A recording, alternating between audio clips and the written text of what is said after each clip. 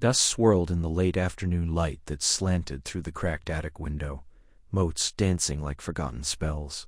Ginny Weasley knelt on the worn wooden floor, a pile of moth-eaten blankets beside her, and a stack of old school books teetering in her arms. The Burrow's attic had always been a place of echoes, laughter, shouts, Fred and George's distant explosions, but now it held only silence, thick and heavy as velvet. She set the books down carefully, brushing dirt from the spine of a guide to advanced potion-making, its corners softened by time. She hadn't wanted to come up here. No one had for years, but the house needed tending, and with her mother spending more time at Shell Cottage these days, the responsibility had fallen to her. Clearing out the attic felt like opening a wound, but one that had to be stitched, slowly, carefully.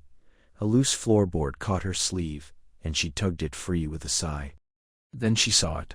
A small wooden chest tucked beneath the eaves, half hidden behind an old broomstick, with frayed twigs. It wasn't familiar. The wood was dark, inlaid with faint silver runes that shimmered when the light hit them just right. Her breath caught. Fred had always loved hidden things. She pulled the chest free, coughing as dust puffed into the air. The latch was sticky, but it gave with a soft click. Inside, nestled in faded crimson velvet, lay a compass. Not like any compass she'd seen before. Its face wasn't marked with cardinal directions. Instead, the dial bore strange symbols, a heart pierced by a feather, a door half open, a tree with roots, shaped like hands. The needle trembled, not settling, but spinning slowly, as if tasting the air. Then it stopped. It pointed directly at her. She blinked, pulling back. That's not possible. The needle didn't waver. It wasn't pointing north or south. It was aimed straight at her chest, as if something inside her was its true north.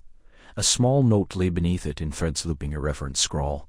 For Ginny, when you're lost, it'll find what you're missing. Just don't blame me if it leads you somewhere daft. Love, Fred, the handsome one. Her throat tightened. She could hear his laugh, sharp and sudden like a firework. Could almost see him grinning at her from the shadows, one eyebrow arched in that way he had when he knew something she didn't. She turned the compass over. The back was engraved. Non-verted ad locum, verted ad cor. She frowned. Latin. It does not turn to place, it turns to heart. A chill skated down her spine, not from fear, but from recognition. There had been nights, many of them, when she had lain awake, feeling fractured, as if a piece of her had been left behind in the war. Nights when even laughter felt like a costume. And now this thing was pointing at her, as if saying, "Here, you are what you need." She stood, cradling the compass in her palms.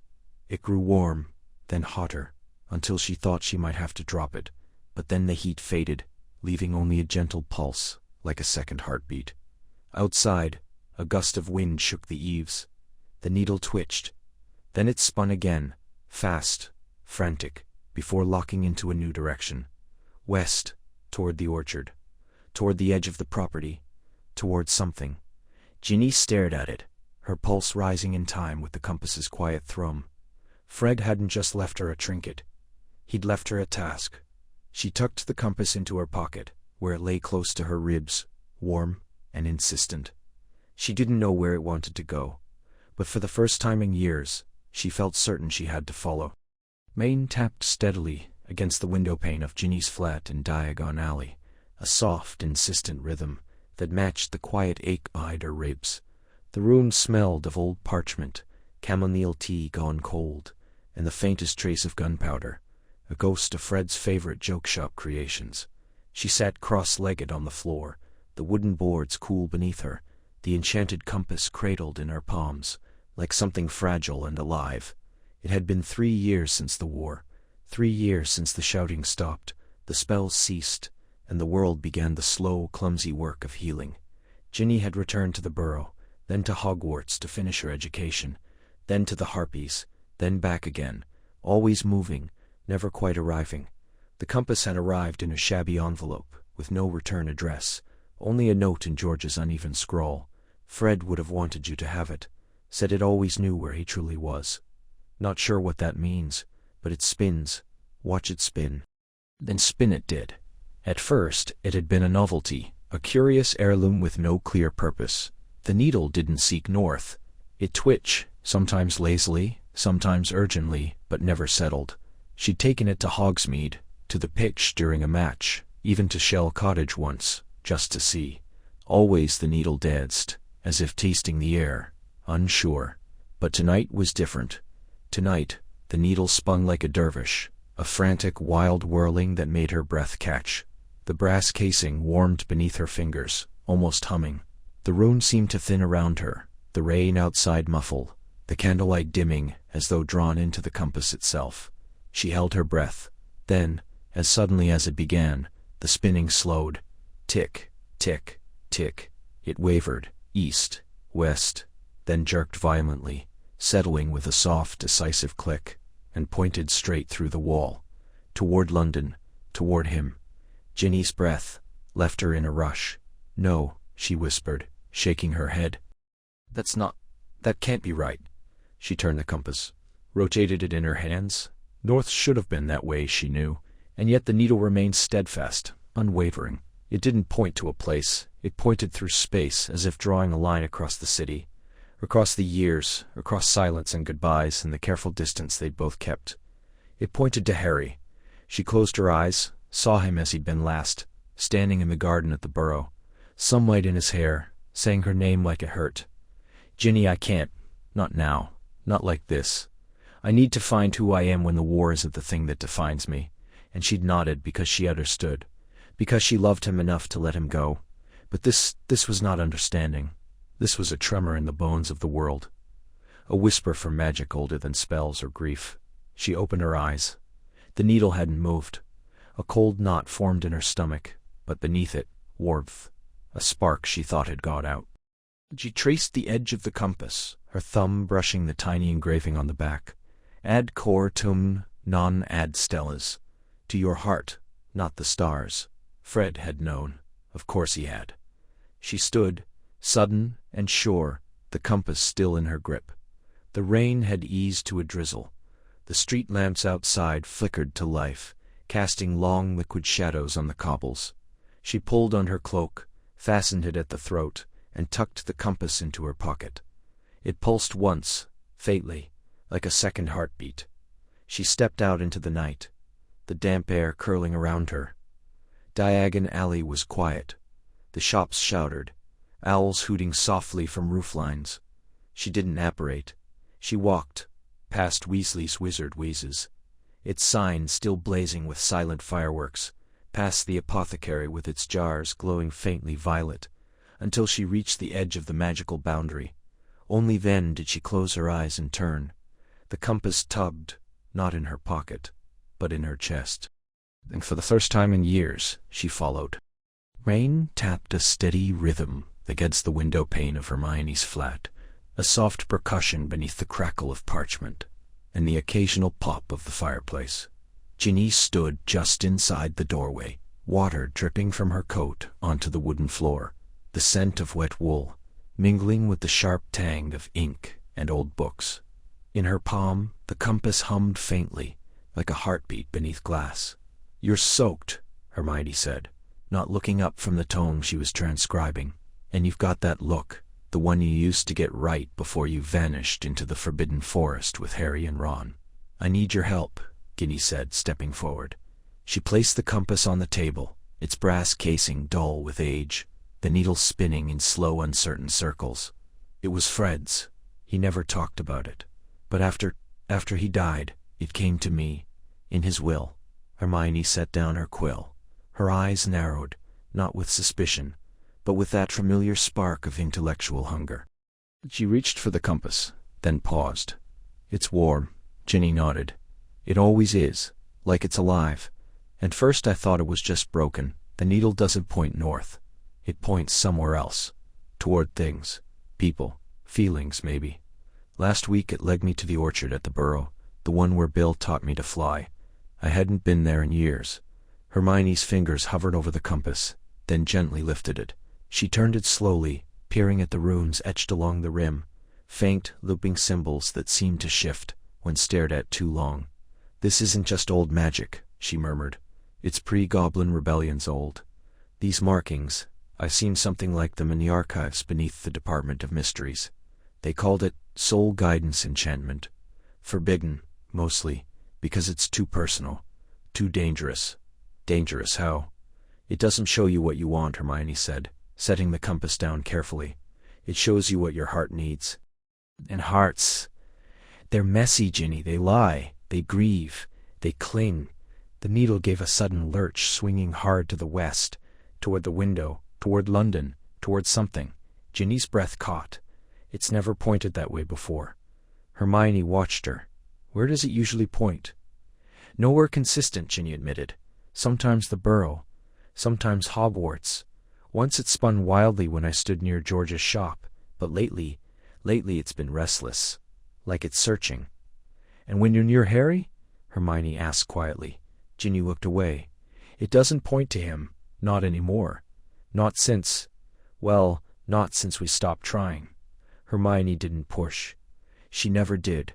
Instead, she pulled a smaller book from the shelf, leather-bound, spine cracked, pages whisper-thin. There's a passage here about enchanted objects that respond to emotional resonance. Most were destroyed during the Purge of 1821 because they could manipulate desire. But a few survived in family lines, passed down like heirlooms. She tapped the compass. This isn't just pointing. It's learning. It's adjusting to your grief, your longing, maybe even your regrets. Ginny swallowed. So what do I do? Follow it, Hermione said simply, or don't. But if you don't, it might never stop pulling. Objects like this, they demand resolution. Outside, the rain eased. A sliver of moonlight broke through the clouds, glinting off the compass face. The needle stilled. Not west anymore, but southeast. Toward the sea, toward a place Ginny hadn't thought of in years. The cliffs near Shell Cottage, where the wind howled like lost voices, and the tides carried secrets out to sea. I think it wants me to leave, Ginny whispered. Hermione reached across the table, her hand covering Ginny's. Or maybe it wants you to find something you thought you'd lost. Not Fred, not Harry, but you. The compass gave a soft pulse, warm against the wood. And for the first time in years, Ginny felt not the weight of memory, but the quiet stirring of a path unfolding. Rain tapped against the window pane of Ginny's flat in Diagon Alley, a soft, steady rhythm that mirrored the quiet ache in her chest. She sat cross-legged on the worn rug, the compass cradled in her palm like something fragile, like it might dissolve if she held it too tightly.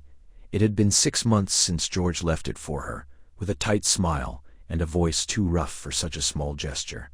He'd have wanted you to have it, George had said you always knew where to go, even when the rest of us were lost. The compass wasn't silver or ornate. It was brass, tarnished at the edges, its glass face slightly clouded, as if breath had fogged it once, and never fully cleared. The needle didn't spin aimlessly. It twitched, subtle, insistent, like a heartbeat beneath glass, and every time she thought of Fred, it trembled. Not toward a direction, not toward a place, but toward him, the memory, the void, the echo of laughter that used to fill the burrow like sunlight. She closed her eyes. Fred's face came to her, mischievous grin, freckles scattered like cinnamon, one eyebrow always raised just a fraction higher than the other. The day he'd taught her how to jinx a snitch into singing show tunes, his hand guiding hers, warm and sure. The way he'd winked at her before the final battle, as if to say, "We've got this, little sister." The needle jerked violently, spinning hard enough to rattle the casing. A pulse of warmth bloomed beneath her fingers, soft and golden, like sunlight through old glass. For a breath, just one, she felt him. Not a ghost, not a vision, just a presence, a whisper against the edge of her mind, like someone had brushed past her in a crowded room and left behind the faintest trace of cologne. Then it was gone. She exhaled, her breath shaky. The compass cooled in her hand, the needle settling back to its quiet tremor. Tears pricked at her eyes, but she didn't wipe them away. Grief wasn't something to be hurried. It lived in the silence between heartbeats, in the way a name could still catch in your throat years later. The fire in the hearth crackled, casting long shadows across the floor. Outside, the rain slowed to a drizzle, and the air smelled of damp earth and old magic. She turned the compass over, tracing the faint engraving on the back. 2 interlocking letters, F and G, barely visible beneath years of wear. She hadn't noticed it before. A knock at the door startled her.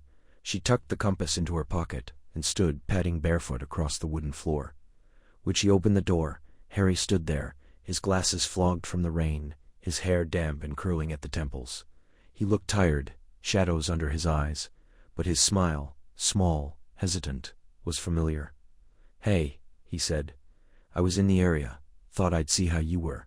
She stepped aside without speaking. And he came in, shaking water from his coat. He glanced at the rug, at the spot where the compass had lain. "You're still working with it?" he asked. She nodded, pulling the compass from her pocket. "It does something strange when I think of Fred." Harry moved closer, his eyes fixed on the brass disc. "What kind of strange?" "It moves. Not toward a place. Toward him. Like it's trying to find him." Harry was quiet for a long moment. Then, softly, "Maybe it's not trying to find him. Maybe it's trying to bring you something from him." She looked up at him, her throat tight. "George said Fred found this in a shop in Prague. Said it was broken when he bought it, but he fixed it. Said it only worked for people who knew what they were missing." Harry reached out, not touching the compass, but hovering near it, as if sensing its energy.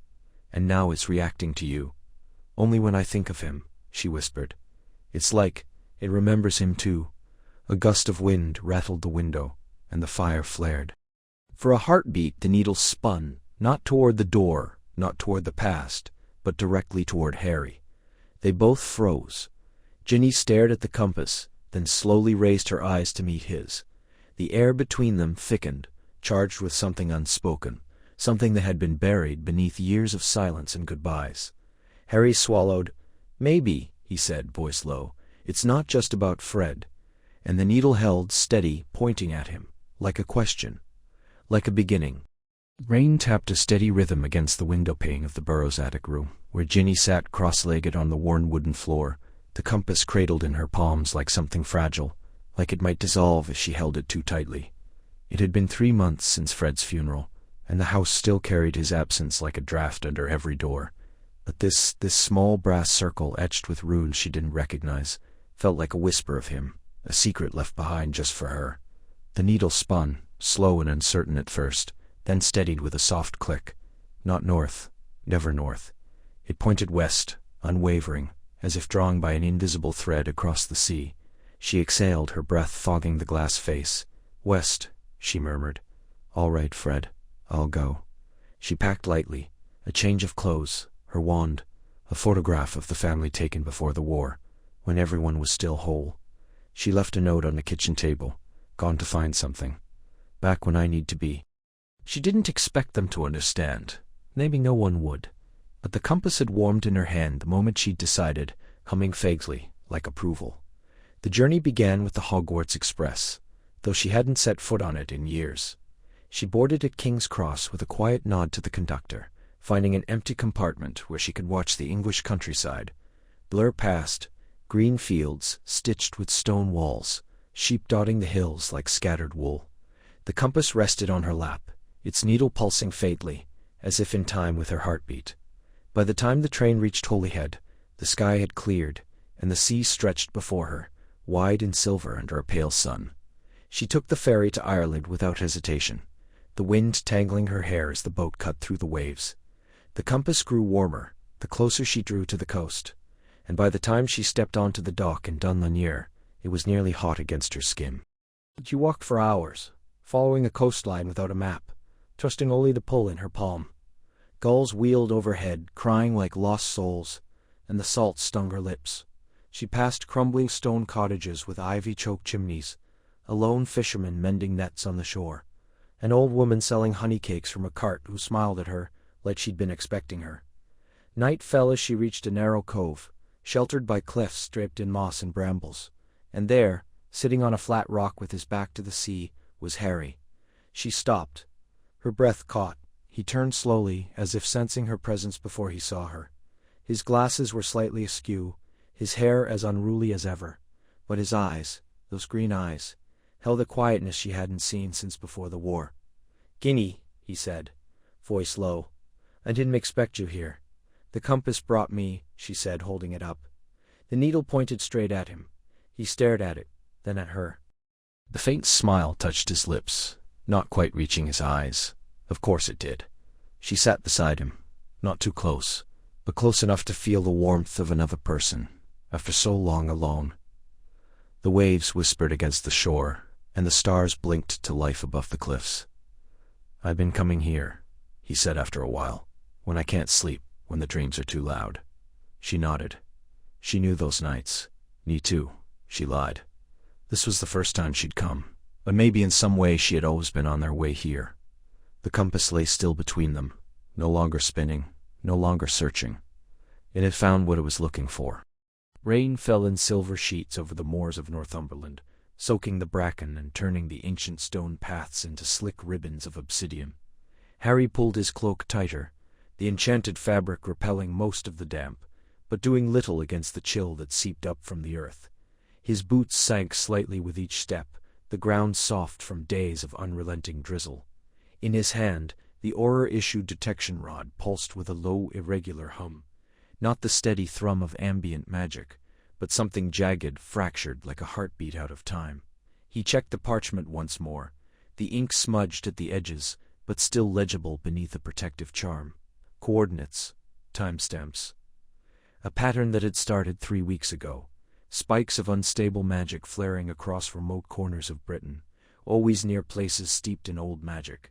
Standing stones, forgotten chapels, hollow hills. And each time the magical residue bore a signature unlike anything in the ministry's archives.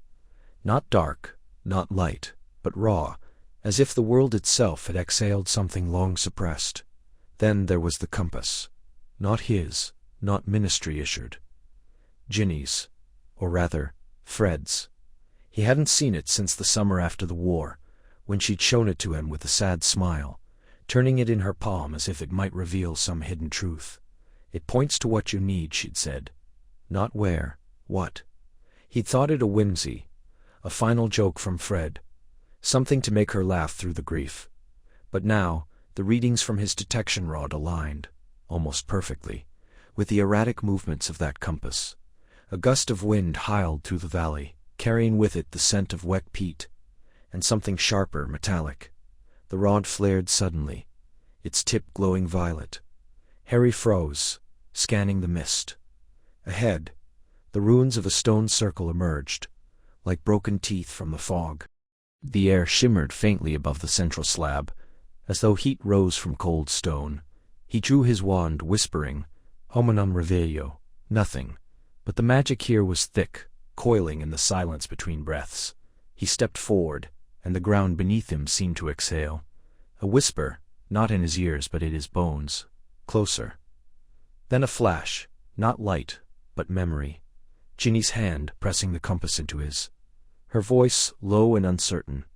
"It's been pointing east, for days, and then it started spinning. Like it can't decide." He'd asked her to send a copy of the readings. She'd sent an owl the next morning, with a scrap of parchment and a single sentence. "It's pointing to you, then it's not, then it is again." He hadn't known how to answer. Now, standing in the ruins, the rod pulsing like a second heart, he understood. Something was unraveling. Not just the compass, but the magic that bound it. And if it was tied to Ginny, to Fred's last gift, then it wasn't just an anomaly. It was a signal. A crack echoed, not thunder, but the sound of splitting wood. Harry turned sharply. At the edge of the circle, a sapling had split down the middle, its bark peeling back in spirals. From the fissure, a faint golden light pulsed, rhythmic, almost like breath. He approached slowly, wand raised. The light wasn't hostile. If anything, it felt familiar. Warm. Like the glow of a hearth on a winter night. Like the way Ginny laughed when she thought no one was watching. As he neared, the detection rod went silent. The hum ceased, the air stilled. And in his pocket, beneath layers of cloth and leather, the compass, which he hadn't realized he'd taken, gave a single, sharp tug. Not east, not north, west, toward home, toward her. The wind off the Cornish coast carried the scent of salt and damp earth, sharp as a blade in Ginny's lungs, as she stepped onto the crumbling cliff path. Below, the sea gnawed at jagged rocks, foaming and retreating like a restless beast. She pulled her cloak tighter, fingers brushing the small brass compass tucked into her pocket. It had been quiet for days, too quiet. Then, just as she rounded the bend toward the abandoned lighthouse, it began to tremble. Not a gentle hum, but a shiver, like a dog sensing thunder miles away. She pulled it out, watching the needle spin wildly before jerking eastward, toward the shore, toward the curve of the cove where the mist clung low in silver. It had never done this before, not since Fred's funeral, when it had pointed, unwavering, toward his empty chair at the Burrow.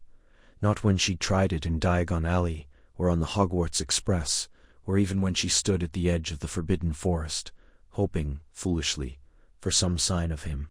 But now it pulsed, warm against her palm. She followed. The path narrowed, slick with moss and rain, and the air thickened with the kind of silence that only exists when magic is near. Her boots crunched over broken shells and sea glass as she reached the beach, the tide low and whispering secrets to the sand. And then she saw him. Harry stood at the water's edge, his back to her, shoulders hunched against the wind. He wore a simple black coat, sleeves pushed up to his elbows, wand in hand. He was drawing something in the wet sand, lines and curves that glowed faintly blue, then fizzled as the next wave lapped over them. Ginny froze. She hadn't seen him in over a year. Not since she walked away from the ministry gala, the weight of his silence too heavy to bear. Not since the last time he'd looked at her with that hollow stare, as if trying to remember who she used to be to him. The compass burned. She should turn back. She knew that. This wasn't about him. Couldn't be. The compass pointed to what the heart needed, not what it wanted, and wanting Harry was dangerous. It always had been. But her feet moved anyway. "Still trying to write messages the sea will carry?" she asked, her voice steady, despite the storm in her chest. He turned slowly, green eyes widening, then shuddering. "Ginny, not hello, not what are you doing here?" Just her name, spoken like a memory he wasn't sure he had the right to claim. "I didn't know you came here," she said, stopping a few feet away.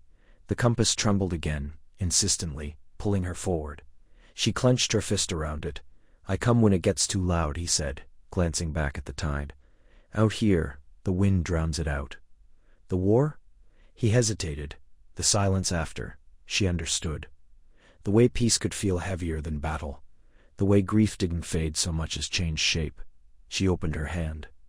The needle spun once, then fixed on Harry, steady, unyielding. He saw it. Of course he did. His eyes flicked to the compass, then to her face. "What is that?" "It belonged to Fred," she said softly. "It doesn't point north. It points to what you need." His breath caught. "And it's pointing at me?" She didn't answer. She didn't have to. For a long moment they stood in the hush of the coast, the sea sign between them. Then he took a step closer, not toward the compass, but toward her. "You shouldn't have followed it," he said. "Not here. Not me." "Why not?" Her voice cracked. "Because you don't think you're worth needing? Because you think you're still broken?" "I am broken, Ginny, and I'm not." She stepped forward now, the compass forgotten. Her heart loud in her ears. "We all are. But that doesn't mean we can't find our way back." He looked at her then. Not through her, not past her, but at her. And for the first time in years, she saw something flicker in his eyes. Not hope, not yet. But the memory of it. The wind howled. The tide rose.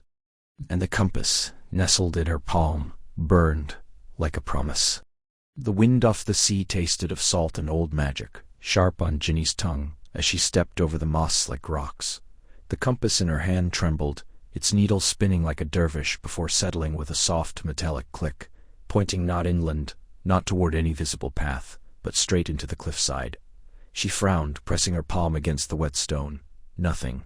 No door, no crevice, only the cold breath of the gorse-covered headland behind her, and the endless gray roll of the North Sea ahead. "It's here," she murmured, more to herself than to Harry, who stood a few paces back, his cloak pulled tight against the coastal chill. "It's pointing right through." Harry stepped closer, his boots crunching on broken shells. "You sure it's not just broken? It's been acting strange since we left Scotland." "It's not broken." She lifted the compass, watching the needle remain steady now, pulsing faintly like a heartbeat beneath the glass. "It's never pointed this strongly before. Not even in Diagon Alley, when I was searching for Fred's old joke shop ledger." He didn't answer, but she felt his gaze on her. the quiet kind he used when he didn't know what to say, but wanted her to know he was listening. She turned, meeting his eyes, and for a fraction of a second, the weight of everything unspoken between them hung in the air. The war, the silence after, the years of missing each other without knowing they were missing anything at all. Then he nodded, stepped forward, and pressed his hand beside hers on the rock. A low hum began in the stone, not a sound so much as a vibration, deep, resonant, like the echo of a spell long cast, but never dissolved. The moss darkened, spreading like ink across the surface, and the rock shivered, folding in on itself like water disturbed by a stone. A narrow archway appeared, slick with sea spray, its edges carved with runes that glowed a pale blue before fading. Ginny sucked in a breath. "It knew." "You what?" "That we weren't coming for treasure, or answers. Not really." Harry studied her, then stepped through first, wand drawn, but not raised. The passage sloped downward, winding into the cliff. The air grew thick with brine and something else, old incense maybe, with a faint trace of phoenix ash. The walls were lined with mosaic tiles, cracked and worn, depicting figures with silver eyes and voices made of wind. Sirens, she realized. Not the monstrous kind, but the ancient ones, the keepers of forgotten songs, the mourners of lost sailors. At the end of the tunnel, the cove opened like a secret. It was small, sheltered by towering cliffs on three sides, with a crescent of black sand that glittered faintly under the overcast sky. In the center stood a lighthouse. No, not quite. Its walls were translucent, made of something between glass and mist, and it pulsed with a soft internal light. It wasn't on, not exactly. It remembered being on. "This place, it's not on any map," Harry said quietly. "Nothing truly needed ever is." They approached slowly. The sand whispered underfoot, and the air hummed with a melody just below hearing, like a lullaby, half remembered from childhood. As they neared the structure, figures began to form in the haze, translucent, wavering. Not ghosts, not quite alive, but something in between. A woman with kelp in her hair sang without moving her lips. A man in a tattered naval coat held a lantern that cast no light. Ginny's compass burned in her hand. Then she saw her, standing at the base of the lighthouse, her red hair just a shade lighter than Ginny's own. Not quite a mirror, not quite a memory, but familiar in the way of blood. "Mum?" The word escaped like a sigh. The figure turned, smiled, shook her head once gently, and pointed past Ginny, past the cove, to Harry. The compass spun, then locked again. Not toward the woman, not toward the lighthouse, but toward him. Harry didn't move. He only looked at Ginny, his green eyes wide with something like recognition, like sorrow, like the beginning of understanding. And the wind carried the faint sound of a song, soft, aching, and impossibly kind. The wind off the Irish coast tasted of salt and memory, sharp enough to sting Ginny's eyes even beneath the low, bruised clouds. She stood barefoot on the jagged black rocks, the compass clutched tight in her palm, its silver casing warm despite the chill. It had been 3 days since it first spun wildly in her hand, no longer pointing with certainty, but trembling, like a heartbeat out of rhythm. And now here, on this forgotten stretch of shoreline where the sea clawed at ancient cliffs, it had gone still again, but not pointing north, not pointing south. It pointed inland, toward a crumbling stone ruin, half swallowed by brambles and wild thyme. She should have been afraid. Maybe she was, but mostly she felt a quiet ache, the kind that settled behind the ribs and never truly left. It had been 7 years since Fred's laugh had last filled the room, 7 years of silence where his voice should have been. And yet, as she stepped down from the rocks and onto the damp grass, she heard it. A laugh, not loud, not mocking, just a ripple on the wind, soft and familiar, like the flicker of candlelight behind a closed door. Her breath caught. She turned, scanning the empty coast. Nothing moved but the gulls and the restless sea.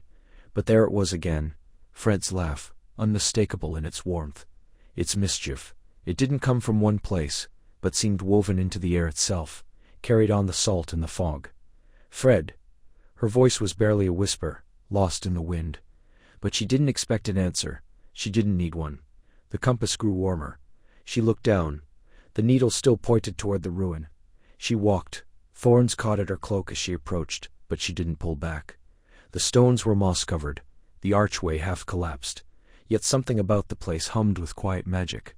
Older than Hogwarts, older than the Ministry, older even than the war. It felt like a breath held too long. She stepped inside. The air changed. Still, warm, scented, faintly, of pipe smoke and peppermint.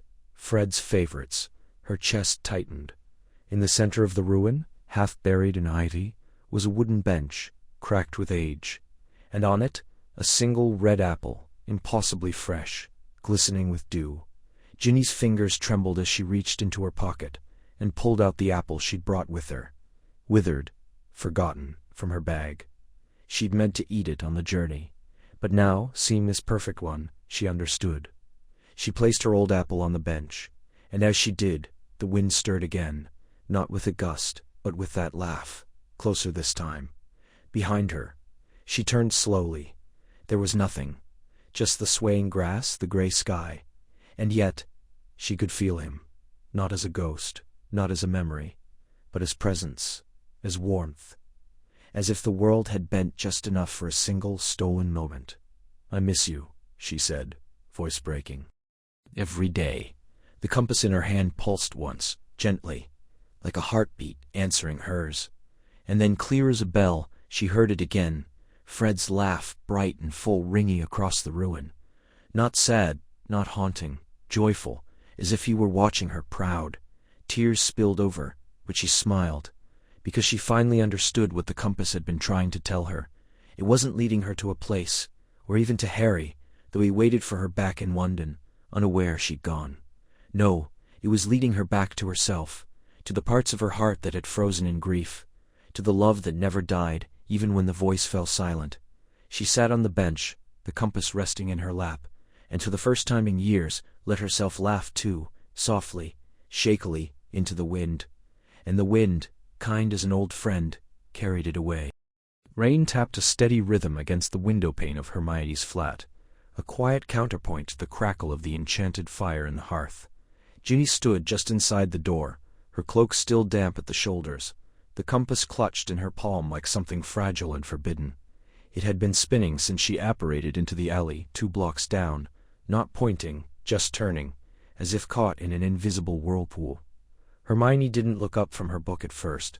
She turned a page with deliberate care, the lamplight catching the silver streaks woven through her chestnut hair. "I felt the ward shift," she said. "I knew it was you, and I knew it was that thing." Ginny closed her fingers around the compass, feeling the brass warm against her skin. "It's not just a thing, Hermione. It's Fred's. He left it for me. In his will, there was a note. Just 3 words. Follow your heart." Hermione finally looked up. Her expression wasn't unkind, but it was guarded, the same look she'd worn during the war, when someone suggested a reckless plan wrapped in noble intention. "I know what it meant to you, but Ginny, enchanted objects that respond to emotion, they're not simple, they're traps disguised as gifts." "It's not a trap," Ginny said, voice tighter than she meant. "It brought me to Harry, did it?" Hermione set the book aside and rose, crossing the room with measured steps. She stopped just short of touching the compass, as if afraid it might burn her. "Or did you want to see him? Did you need to? Because that's how these things work. They don't guide, they mirror. They show you what you're already reaching for, and then they twist it into something you think you must chase." Ginny exhaled sharply. "So you're saying I imagined the pull. The way it tugged me across half of Cornwall, through that storm, until I found him standing on a cliff like he'd been waiting." "I'm saying," Hermione said gently, "that Harry's been wandering since the war ended. You could have found him anywhere, but you didn't. You found him when you needed to. That compass didn't lead you. It responded to you." The silence settled, thick with unspoken history. The fire popped. Rain whispered against glass. Ginny turned the compass over in her hand. The needle still spun, uneven, erratic. "It's never done this before. Not since. Not since that night on the cliff. Now it's like it can't decide. One moment, it points east, then south, then it just stops, like it's confused." Hermione's brow furrowed. That, at least, seemed to give her pause. "That's not normal. Emotional resonance doesn't flicker like that. Unless She trailed off. Unless what? Unless it's not just responding to you anymore. Hermione's voice dropped. The magic might be evolving, or, worse, something else might be influencing it. Objects like this, they can become conduits. If the emotion tied to them is strong enough, grief, love, guilt, they start to feed on it. They test the bearer. Ginny looked at her, heart suddenly uneven. Test me how? By making you chase shadows, by convincing you that what you want is what you need, by wearing you down until you can't tell the difference. Hermione reached out then, finally, and brushed her fingers over the compass's lid. Fred was brilliant, but even he wouldn't have risked enchanting something like this without safeguards. There should be a fail-safe, a word, a gesture, something to break the spell if it goes wrong. Ginny shook her head. There wasn't anything, just the compass and the note. Hermione's eyes darkened. Then we have to assume it's active, unchecked. And Ginny, if it's testing you, it won't stop with Harry. It'll keep pulling until you break, or until you lose something you can't get back. The needle gave a sudden, violent jerk, then froze, pointing directly at Ginny's chest. The sea wind tasted of salt and iron, sharp enough to bite the back of Ginny's throat as she stepped onto the cobbled path winding through the cliffs. Below, the village of Bright Hollow clung to the edge of the world, its whitewashed cottages huddled like sheep against the churning gray sea. Gulls cried overhead, their voices swallowed quickly by the gusts that tore off the water. Harry walked a few paces ahead, shoulders hunched against the cold, his scarf fluttering like a torn flag. In her coat pocket the compass hummed, not a sound but a vibration, like a pulse beneath her ribs. "This is the place," she said, voice nearly lost in the wind. Harry turned, hair wild in the gale. "You're sure?" She pulled the compass free. The brass casing was warm, almost feverish. The needle didn't spin wildly as it had in London. No, here it trembled, as if sensing something just beyond reach. It pointed steadily toward the center of the village, where a crooked bell tower leaned into the sky, like a man too tired to stand straight. "It's not pointing north," Harry murmured. "It never does." "No," Ginny said softly. "It points to what we need, and right now it wants us there." They descended the path in silence, boots crunching on loose stone. The villagers gave them wide berth. A woman drawing water from a well turned her back as they passed. A boy tugging a dog on a rope let the animal growl, low and warning, before yanking it away. No wand lights flickered in the windows, no owls perched on rooftops. This was a place that remembered magic, and chose to forget it. At the edge of the village square, an old man sat on a bench, mending a fishing net with gnarled fingers. His eyes, pale as sea glass, followed them. "We're not here to cause trouble," Harry said, hands open at his sides. The man didn't look up. "Compasses aren't welcome here." Ginny's fingers tightened around the object in her coat. "Why not?" He paused, thread between his teeth. Then slowly he lifted a hand and pointed to the sea. "Because they lie." "That doesn't make sense," Harry said. "A compass can't lie. It measures magnetism." The old man laughed, a dry, cracking sound. "Ah, but magic bends magnetism. And this coast, it remembers. The war took more than lives. It took truth. After the battles in the skies above, the sea changed. So did the currents. So did the tides. And the compasses. They began to point not north, but to where the heart ached most. Men sailed toward ghosts. Women toward lost children. Lovers toward the dead. They followed their hearts, and drowned in the cold." Ginny exhaled slowly. "That's why the taboo. Not superstition. Grief. And your compass," the man said, finally looking at her. "Does it sing?" She didn't answer.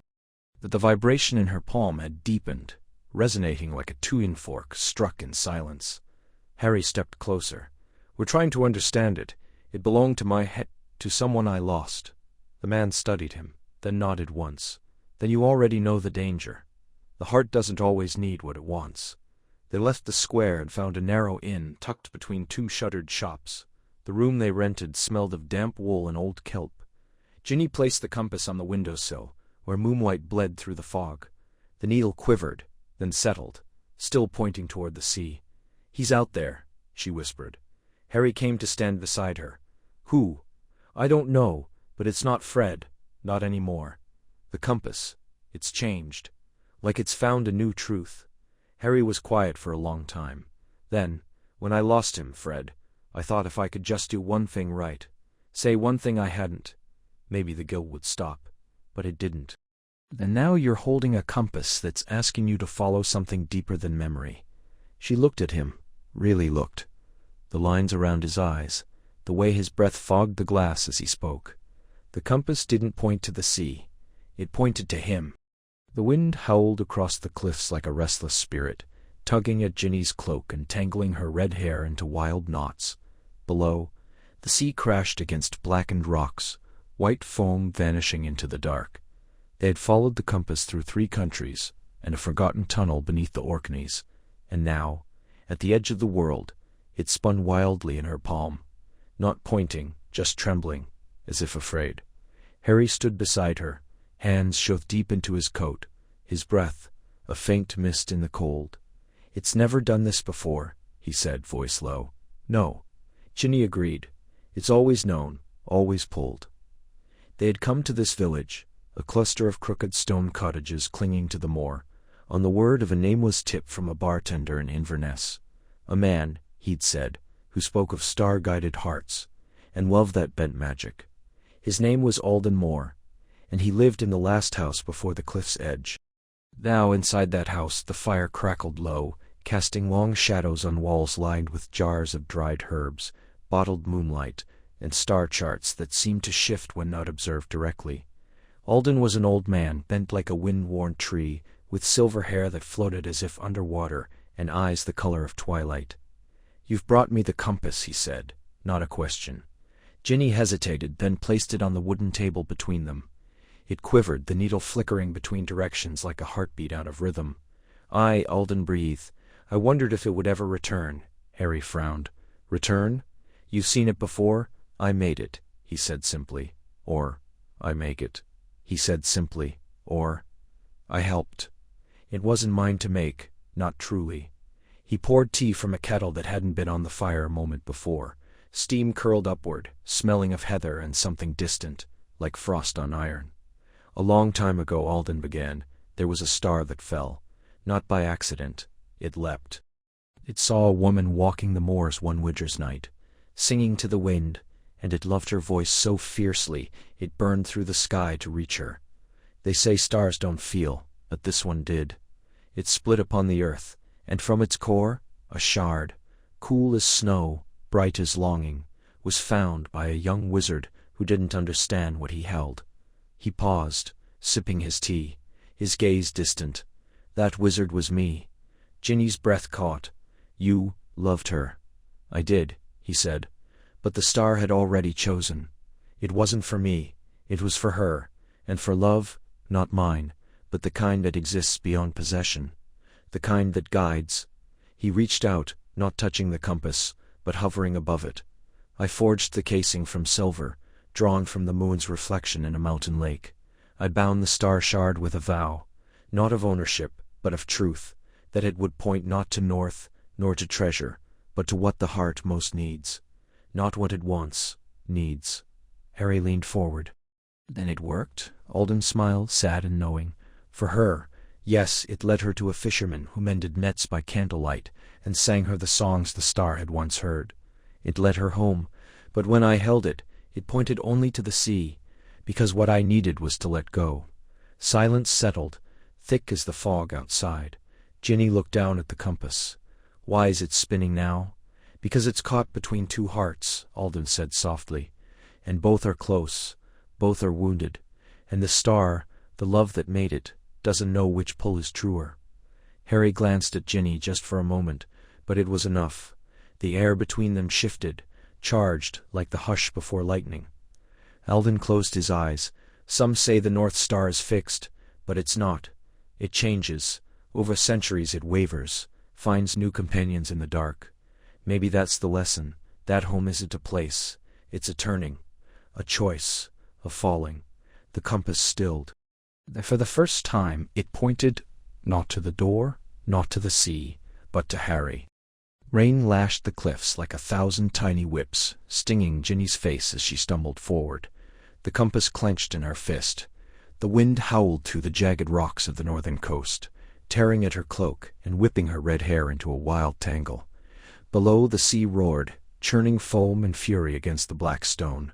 She didn't remember deciding to come here, only that the compass had tugged her, insistent, through 3 countries and 2 sleepless nights, its needle spinning wildly before locking southward, toward this desolate stretch of shoreline. Harry followed a few paces behind, his voice nearly lost in the gale.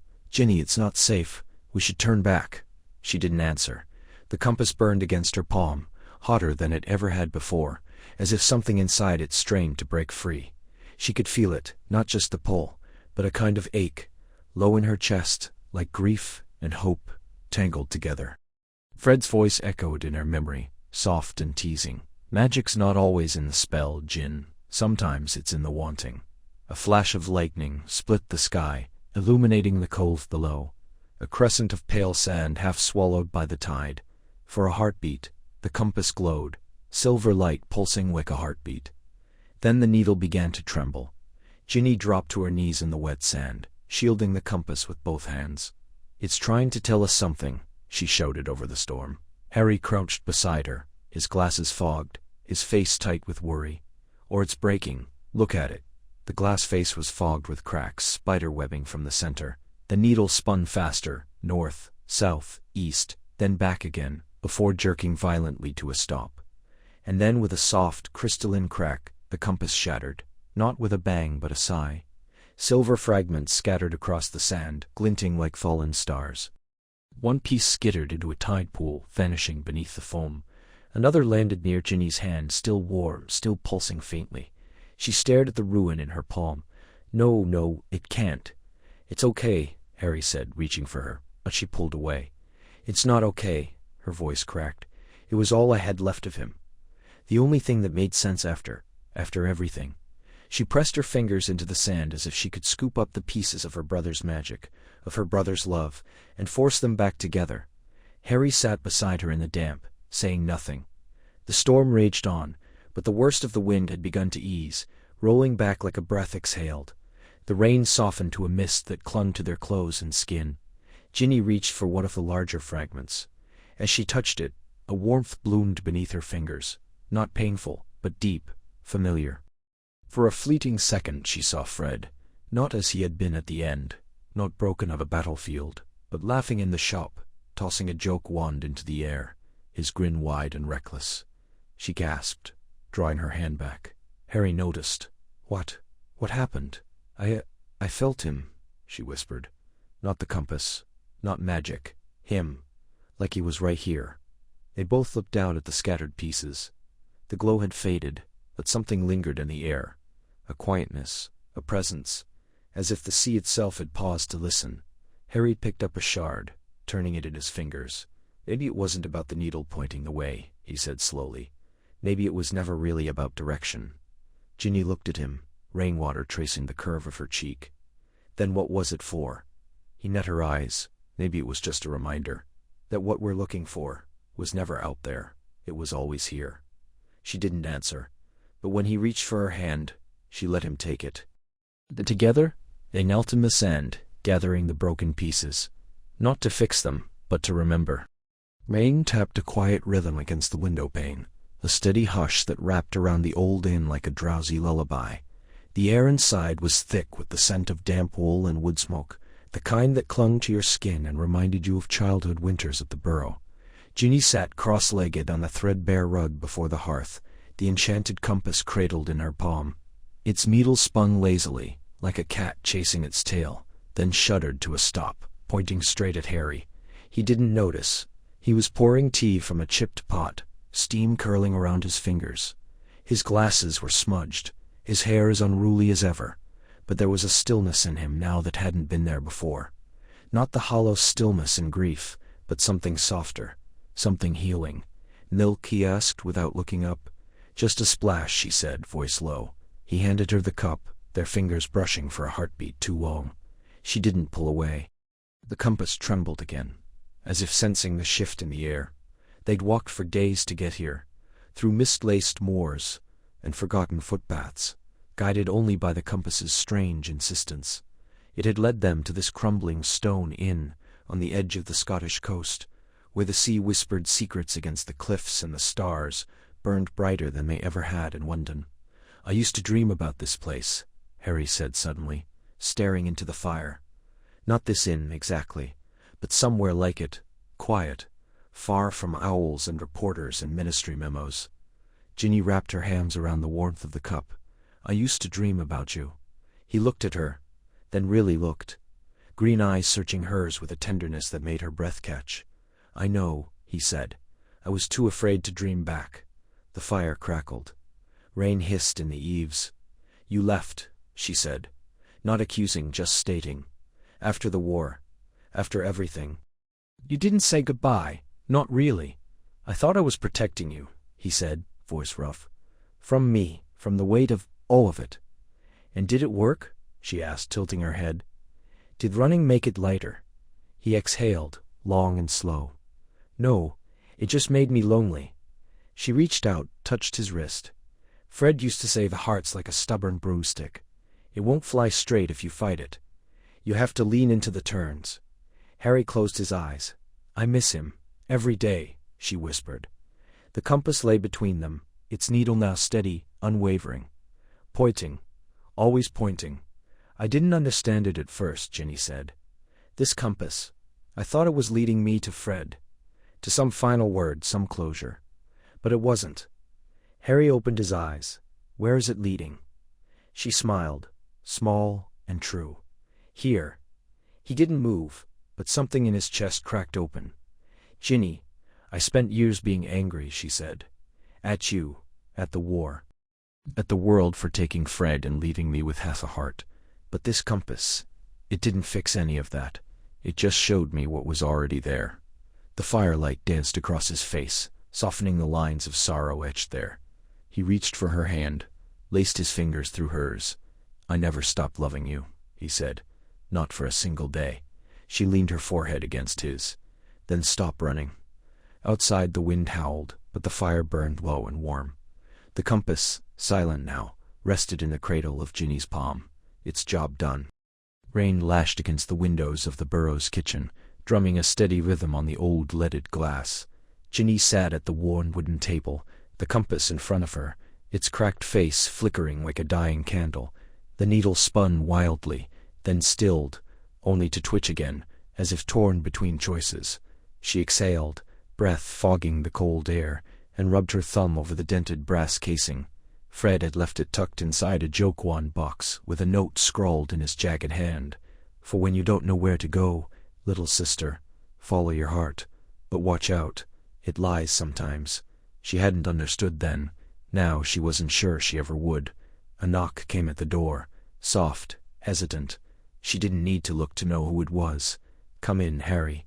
The door creaked open, and he stepped inside, soaked through, his glasses speckled with droplets. He pulled them off, wiping the lenses on his sleeve before hanging his coat on the back of a chair. "Still no luck?" She shook her head. "It's like it can't decide. North, south, west. Then it points straight at me, then at the ceiling. It's broken." He sat across from her, close enough that she could see the faint scar above his eyebrow, catch the lamplight. "Or maybe it's not broken," he said quietly. "Maybe it's just changing." She frowned. "It's supposed to point to what the heart needs. Mine's been clear enough, always toward you, lately. But now," she gestured at the compass, "it's confused." Harry reached out, not touching the object, but hovering his hand above it. "Can I?" She nodded. The moment his fingers brushed the casing, the fragments embedded along the rim, tiny shards of what looked like enchanted glass, remnants from when Ginny had shattered it in frustration weeks ago, flared with a soft, golden light. Not bright, but warm like embers stirred in ash. Ginny drew in a sharp breath.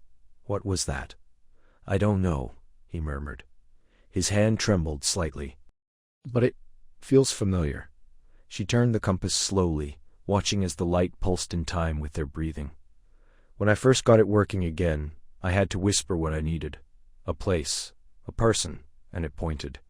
But now—" She reached out, her fingers grazing his wrist. "Now it's reacting to you." He looked up, eyes searching hers. "Maybe it's not just yours anymore." The air between them thickened. Rain whispered secrets against the glass. Somewhere upstairs, a floorboard groaned. Molly restless in her sleep. Ginny turned the compass again, and this time she whispered. Not a name, but a feeling. Home. The needle spun once, twice, then settled, pointing not toward the door, nor the garden, nor the orchard where the ghouls still occasionally howled. It pointed at Harry, and the fragments flared again, brighter this time, casting a honeyed glow across the table, across their hands, now resting side by side. He didn't pull away. I spent years thinking home was a place, he said, voice low. Grimold Place, the Burrow, Hogwarts, even Teddy's cot in Andromeda's sitting room. But now, he paused, swallowing, now I think it's a who. She met his gaze, heart thrumming. And what if that person is afraid to believe it? He turned his hand, palm up, an invitation. She took it. The compass didn't move. The light didn't fade. Outside, the storm broke, and through a tear in the clouds, a single star blinked into view. Steady, quiet, certain. And for the first time since the war ended, Ginny felt the weight of grief shift, not vanish, but soften, like something buried finally beginning to breathe again. Rain tapped softly against the glass panes of the Ministry of Magic's west wing, a steady rhythm like hesitant fingers testing a door. The air beneath the vaulted ceilings was cool, laced with the faint scent of old parchment and polished wandwood. Ginny Weasley stood just inside the Records and Artifacts archive, her boots damp from the drizzle outside, her fingers curled tightly around the compass. It had been silent for hours, no spin, no pulse, since they'd stepped through the atrium's bronze gates. But she could still feel it, a quiet hum beneath her palm, as if sleeping. Harry walked ahead, his shoulders slightly hunched, speaking in low tones, with a harried-looking clerk from the Department of Mysteries. Ginny watched him for a moment, the way he tilted his head when listening, the faint wrinkle between his brows when concentrating. It had been years since they'd stood in this building together, years since they'd needed to. And yet here they were, drawn back not by duty, but by a small brass disc that refused to behave like any magical object should. The enchantment is layered, the clerk said, adjusting his spectacles. Not ministry standard, not even goblin-made, though there's a trace of their metallurgy in the casing. Your best bet is the peripheral archives. Restricted, Section 7. Harry turned. 7th? That's pre-war acquisitions, Ginny finished. Objects confiscated during the purge. Things no one understood, or didn't want to. The clerk nodded, handing over a permission slip stamped with 3 seals. You'll need an overseer. I'll send someone down. They walked in silence through the winding corridors, the enchanted ceiling above flickering with muted stormlight. The deeper they went, the older the stones became, rough-hewn, moss-tinned in places, licked by sconces that flickered with blue witch fire. Ginny pressed the compass into her pocket, feeling its weight like a secret she could no longer keep. You think it's linked to the war? Harry asked, voice low. I think it's linked to Fred, she said, but not in the way I first thought. This wasn't something he found. It was something he wanted me to find. Later. Harry glanced at her, but didn't press. He knew better. The restricted archive loomed at the end of a narrow passage, guarded by a pair of silent runes that flared red as they approached. A woman emerged moments later, tall, silver-haired, her robes the deep green of twilight. Madame Thorne, keeper of lost enchantments. You're seeking lineage, she said, eyes fixed on the compass, even before Ginny pulled it out. Not origin, that's rare. Ginny exchanged a look with Harry, then opened her hand. The compass stirred, its needle still and dark for so long, flickered once, then spun wildly, like a dervish caught in a storm. It didn't settle, it didn't point. It trembled, the brass heating slightly against Ginny's skin. Madame Thorne inhaled sharply. That's not possible. What? Harry stepped forward. This enchantment. It's recursive, self-aware. It doesn't just point to need, it learns it, evolves with it. She reached out, not touching, but tracing the air above the compass. Only 3 objects in known history were ever enchanted this way. All destroyed, or lost. And this one, Ginny asked, shouldn't exist. Madame Thorne looked at her, really looked. Unless someone rebuilt it, with intent, with love. The silence that followed was thick, heavy with implication. Ginny closed her fingers around the compass again. It had stopped spinning. Now slowly the needle began to turn, once, twice, then settled. Not toward the door, not toward the exit. It pointed directly at Harry. He didn't move, didn't speak. But she saw it, the flicker in his eyes, the breath caught mid-inhale, the way his hand twitched at his side, as if he wanted to reach for her, but remembered all the reasons he shouldn't. Outside, the rain fell harder, drumming against the ministry's ancient stones like a heart trying to remember its rhythm. Rain tapped a steady rhythm against the lidded glass of the old apothecary in Hogsmeade, blurring the world beyond into streaks of grey and green. Ginny sat hunched over a splintered oak table, the compass laid bare beneath a pool of lamplight. Its brass casing was warm to the touch, humming faintly, like a pulse just beneath the skin. The needle, once so certain, so unrelenting in its pull toward Harry, now spun in slow, dizzying circles, as if caught in a silent storm. She exhaled, watching her breath fog the glass of the book propped open beside it. Artificers of the Northern Vale, forgotten crafters of sentient objects, the title read in faded ink. The pages were brittle, the margins scribbled with notes in a hand. Not her own, likely some long-dead scholar with too much time and too little sense. But one name stood out, underlined twice in crimson, Alaric Moonwell. She traced the letters with her fingertip. "Moonwell," she whispered. The compass shivered. Outside, wind rattled the sign above the door, a crooked mortar and pestle swinging like a pendulum.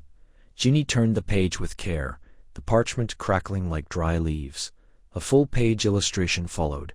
A man with silver hair and eyes like polished obsidian, standing before a forge wreathed in blue flame. Beneath it, a single line: "He who binds intent into metal must first unbind his own heart." Sentimental rubbish, she muttered, but her voice lacked conviction. She'd spent weeks chasing whispers, from nocturne alley dealers to reclusive librarians in the back rooms of Diagon Alley, all leading here to this crumbling volume found in the depths of the Hogshead archives. And now, faced with proof that the compass was more than a whimsical relic, she felt not triumph, but dread. Alaric Moonwell hadn't just made enchanted objects, he'd made answers. Compasses that pointed not to places, but to purpose. Lamps that lit only for the truth. Mirrors that showed not your face, but your missing piece. And then one day he vanished. No grave, no final work. Just silence. Ginny pulled Fred's old scarf tighter around her shoulders. It still smelled faintly of cinnamon and smoke, of laughter in crowded common rooms, of fireworks streaking across the great hall. Her throat tightened. "He didn't know, did he?" she said softly, more to the ghost of her brother than to anyone living. That this thing, this little brass circle, would outlive him. The compass stilled suddenly. The needle snapped to attention, not north, not toward Harry, but west. Toward the sea. She blinked. What now? A floorboard creaked behind her. She didn't need to turn to know who stood in the doorway. The air changed when he entered a room, quieter somehow, as if the world stepped back to give him space. "Still chasing it?" Harry asked. She didn't answer right away. Watched the needle tremble, insistent. Then finally, "It's pointing to something. Or someone. A man named Alaric Moonwell. He made this." Harry stepped forward, boots damp from the rain. He leaned over the book, his shadow falling across the illustration. Never heard of him. Not many have. He disappeared centuries ago. But the compass, it's reacting to his name, like it remembers. Harry studied the drawing, then the compass. "You think he's still out there?" "No," she said. "But maybe what he left behind isn't." Silence settled between them, thick with unspoken things. The war, the years, the way they drifted like leaves on a river, after it was all over. And yet, here they were again, drawn together by something neither of them understood. Harry touched the compass lightly, his fingers brushing hers. A spark, not magic, not quite, passed between them. "Then we find what he left," he said. "And we learn what it wants." Ginny looked up at him, really looked, saw the lines at his eyes, the weight he still carried, the quiet courage that hadn't changed. The compass pulsed once, warm against her palm, and for the first time in years it pointed straight at him.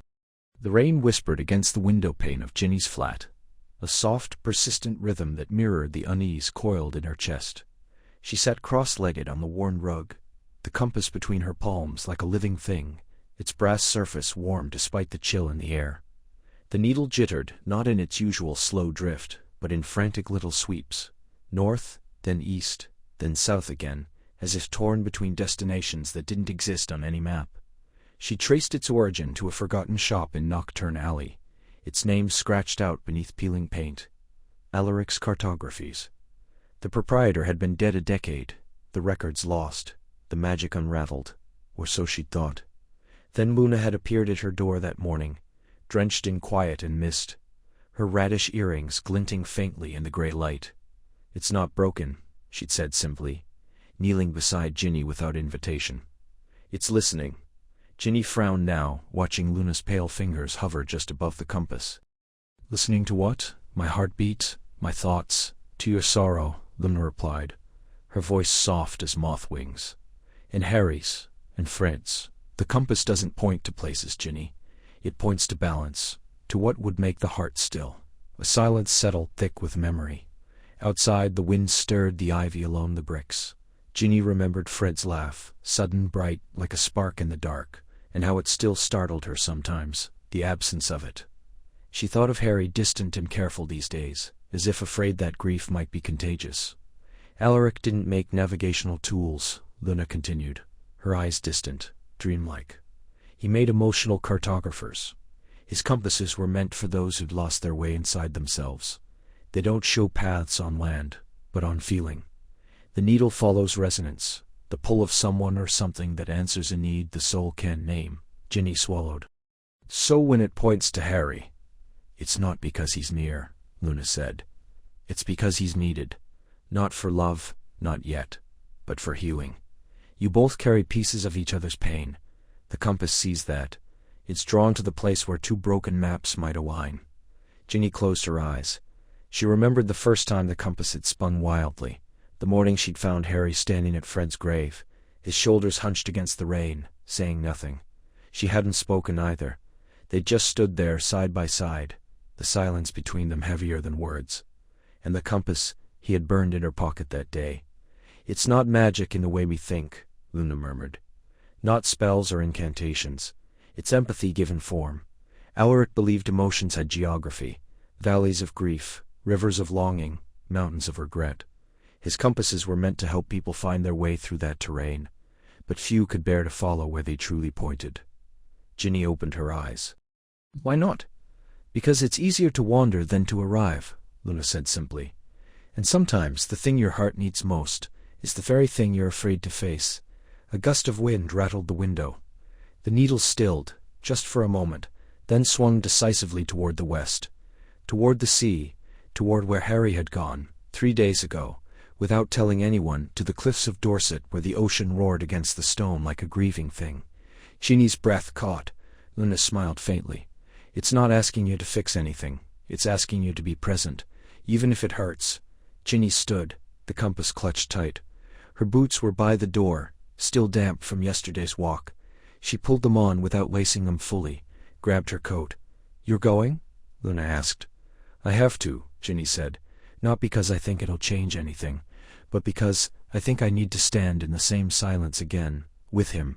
Luna nodded, as if she'd known all along. "Then take it. The compass isn't leading you to him. It's leading you to yourself, through him." And Ginny stepped into the rain, the needle steady now, humming beneath her palm like a promise. Rain tapped a slow rhythm against the windowpane of the Burrows' attic, where Ginny sat cross-legged on the worn wooden floor, the compass cradled in her palm like something fragile. It had been 6 months since she'd inherited it, wrapped in a scrap of Fred's old joke-shop apron, tied with a frayed blue ribbon. At first she'd thought it was a prank, a final joke from beyond the veil. But the compass didn't point north. It spun in erratic circles when she held it near any map, then settled, always pointing east, toward the sea. She'd followed it once, on a fog-drenched morning in November, all the way to the cliffs of Dover. The needle trembled in her hand, humming faintly, as if straining towards something just out of reach. But there was nothing there, just the wind, the salt, the endless gray of the channel. She'd turned back, heart aching, convinced she'd misunderstood. Now, as she turned the compass over, the brass cool against her skin, she noticed something new. The back was etched with tiny runes, almost invisible, unless held at just the right angle to the light. She tilted it toward the window, squinting. They weren't just decorative. They pulsed faintly, a soft golden glow rising in time with her breath. Her fingers brushed the edge, and a whisper of warmth bloomed beneath her touch. The needle twitched, not toward the sea this time, but south, toward Diagon Alley. Fred loved Diagon, she murmured. He was Diagon. The thought struck her like a spell cast backward. Not a destination, but a memory. The compass wasn't pointing to Fred. It never had. It was pointing to what he had loved most. Laughter, mischief, the clatter of trick wands in bins, the shriek of a customer stepping on a dung bomb. It wasn't chasing a ghost. It was chasing joy. Her breath caught. She stood, wrapping the compass in the apron again, tucking it into the inner pocket of her coat. The rain had eased to a mist, curling around the eaves like smoke. She didn't tell anyone she was leaving. She just apparated with a soft crack, landing in the alley beside Weasley's Wizard Wheezes. The shop was quiet. George had closed early. The sign in the window read "Closed for inventory," but the wards recognized her. The door swung open with a chime that sounded almost like laughter. Inside, the air was thick with the scent of peppermint fumes and powdered fireworks. Shelves glowed faintly with leftover magic. She walked slowly down the center aisle, her boots echoing. The compass stirred in her pocket, growing warmer. When she reached the back room, the old lab where Fred and George had brewed their first skiving snack boxes, the needle spun once, then locked into place, pointing directly at the workbench. There, half buried under a stack of failed prototypes, was a small wooden box. She hadn't seen it in years. It was carved with tiny dancing figures, charmed to move when touched. She remembered Fred showing it to her once. "For the things that matter," he'd said. "Not gold, not glory, the real stuff." Her hands trembled as she opened it. Inside lay a single, frayed, extendable ear, a chocolate frog card of Dumbledore, with one leg missing, and a folded note in Fred's handwriting. She unfolded it carefully. "Ginny, if you're reading this, you figured it out. The compass doesn't point to me. It points to what I couldn't live without. And you've got your own needle, love.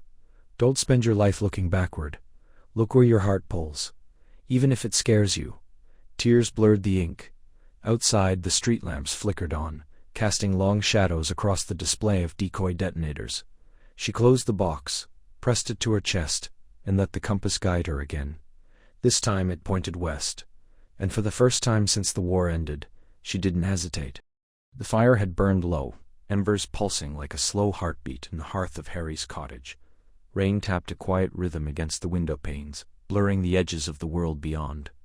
Ginny sat cross-legged on the worn rug, the compass cradled in her palms. It had been still for weeks, cold iron and silent glass, but now a faint tremor ran through it, like a sleeping creature stirring beneath the surface. Harry stood at the edge of the firelight, arms folded, watching her. He didn't speak. He hadn't believed in the compass at first, not really. Not in the way she did. To him, it was another relic of a war that had left too many ghosts in its wake. But he'd seen what it could do, how it had led her to the hidden grove where Fred's laugh still echoed in the wind, how it had spun wildly the night she stood outside his door, rain soaking her hair, heart raw with words she couldn't say. "It's moving," she whispered. A thin beam of light, pale as moonlight, flickered beneath the glass. The needle trembled, then jerked. Not toward the door, not toward the past, but west. Harry exhaled slowly. "You think it's real? Again?" "I know it is." Her fingers curled tighter. "It's not pointing to Fred this time, not to memory. It's different." He stepped closer, crouching beside her. The fire painted shadows across his face, lines she hadn't noticed before, etched by years of quiet solitude. "And if we follow it, what then?" She turned the compass in her hands, watching the needle shiver. "Then we find out what it wants." "It's not about what the compass wants," he said gently. "It's about what we need." She looked at him then, really looked. The green eyes, so familiar, so haunted. The way his fingers twitched, as if resisting the urge to reach for her. She'd spent years convincing herself. She didn't need him, that she'd moved on, healed, grown. But the compass had never lied. And when it had gone still, so had she. "It's been pointing west," she said. For the last 3 nights. Just flickering. Like it's trying to wake up. Harry studied the compass. Then her. There's an old ley line trail in Wales, near the sea. Disused, but it's said to hum with residual magic, the kind that responds to strong emotion, lost things, longing. She raised an eyebrow. Since when did you become an expert in ley lines? Since I started reading everything I could find about enchanted objects that don't follow the rules. A faint smile touched his lips. And since I realized you were never going to stop chasing this thing. Ginny laughed softly, a sound like wind through dry grass. You could have stopped me. I could have, he admitted. But I didn't. Silence settled between them, warm as the fire's glow. Outside the rain eased. The compass pulsed once, then again, stronger now. The needle steadied, fixed on the western wall. Harry stood, brushing ash from his trousers. If we go together. No more half-steps, no more leaving each other behind. She looked up at him, heart suddenly too large for her chest. You mean it? I've meant it for years. He offered her his hand. Let's see where it leads. She placed the compass in her pocket, and took his hand. It was calloused, warm, real. And for the first time in a long time, the future didn't feel like a wound. It felt like a path, faint, uncertain. But theirs. Rain fell in silver sheets through the twisted canopy of the forest of echoes, each drop chiming as it struck the leaves like tiny bells. Ginny stepped carefully over roots that pulsed faintly beneath the moss, her boots damp and her breath curling in the cold air. The compass in her palm trembled, its brass casing warm against her skin despite the chill. It wasn't pointing north, it never did. Instead, the needle spun in slow, uneven circles, then paused, twitching toward the east before jerking back west, as if tugged by opposing tides. It's confused, she murmured. Harry walked beside her, his shoulders hunched against the drizzle, his wand flickering with a low blue light. Or maybe it's listening. They had entered the forest at dusk, drawn by a pull neither could explain. A whisper in the compass that had flared to life the moment they crossed the border of the ancient wood. Now, hours later, the trees stood like sentinels, their bark etched with runes long forgotten. Every sound they made, a snapped twig, a sigh, the rustle of a cloak, echoed back seconds later, warped and stretched, as though the forest were breathing their voices back to them in dreams. Ginny stopped, frowning. Did you hear that? Harry turned. Hear what? Your voice. But not now, just now. He blinked. Then, from the trees behind them, a whisper rolled forward. Not now. It was his voice, but slower, softer, as if spoken from underwater. They exchanged a glance. This place remembers, Harry said quietly. Ginny wrapped her fingers tighter around the compass. Its needle gave a sudden violent shudder, then stilled, pointing deep into the thicket. It wasn't pointing at a place. It was pointing at him. At Harry. Her breath caught. She looked up at him, but he was already moving, stepping forward with cautious determination. She followed, her heart a drum beneath her ribs. The echoes grew denser the deeper they went. Fragments of old laughter, half-remembered arguments, the soft cadence of a lullaby her mother used to sing. Once she heard Fred's voice, clear and bright, calling her name. She froze, tears stinging her eyes. Gin? Harry turned. It was him, she whispered. Fred, I heard him. Harry's expression softened. This forest, it doesn't just echo sound, it echoes feeling, memory. They pressed on. The trees thinned at last into a small clearing, where a pool of black water lay still beneath the weeping branches of an ancient willow. Moonlight, fractured by the rain, shimmered across its surface. The compass in Ginny's hand pulsed, the needle now steady, pointing not at Harry, but at the water. She stepped forward, crouching at the pool's edge. Her reflection stared back. But it wasn't her. Not quite. It was younger, freckled, smiling, with Fred's mischievous grin. The image flickered, then shifted. Harry as a boy, scar fresh, eyes wide with fear. Then Ginny again, older, standing alone in a sunlit kitchen, tears sliding down her cheeks as she clutched a letter. Then Harry, shouting into the wind at a funeral, his voice breaking. The pool wasn't showing them their faces, it was showing them their grief. Ginny pulled back, trembling. "Why are we here?" Harry knelt beside her. The compass had grown warm between them, its needle now vibrating in rhythm with their breathing. Slow, then fast, then slow again, like a heartbeat. "I think," he said, voice low, "it's not about finding something out there. It's about letting go of what's inside." She looked at him, then really looked. At the shadows beneath his eyes, the way his hands never quite stayed still, the weight he carried like a second skin. She had spent years believing he didn't need saving, that he was the one who always saved everyone else. But the compass had led her to him. Not to a place, not to an object, to him. And maybe, just maybe, she was what he needed too. The rain slowed, the echoes faded, and the compass, for the first time since she'd inherited it, stopped trembling.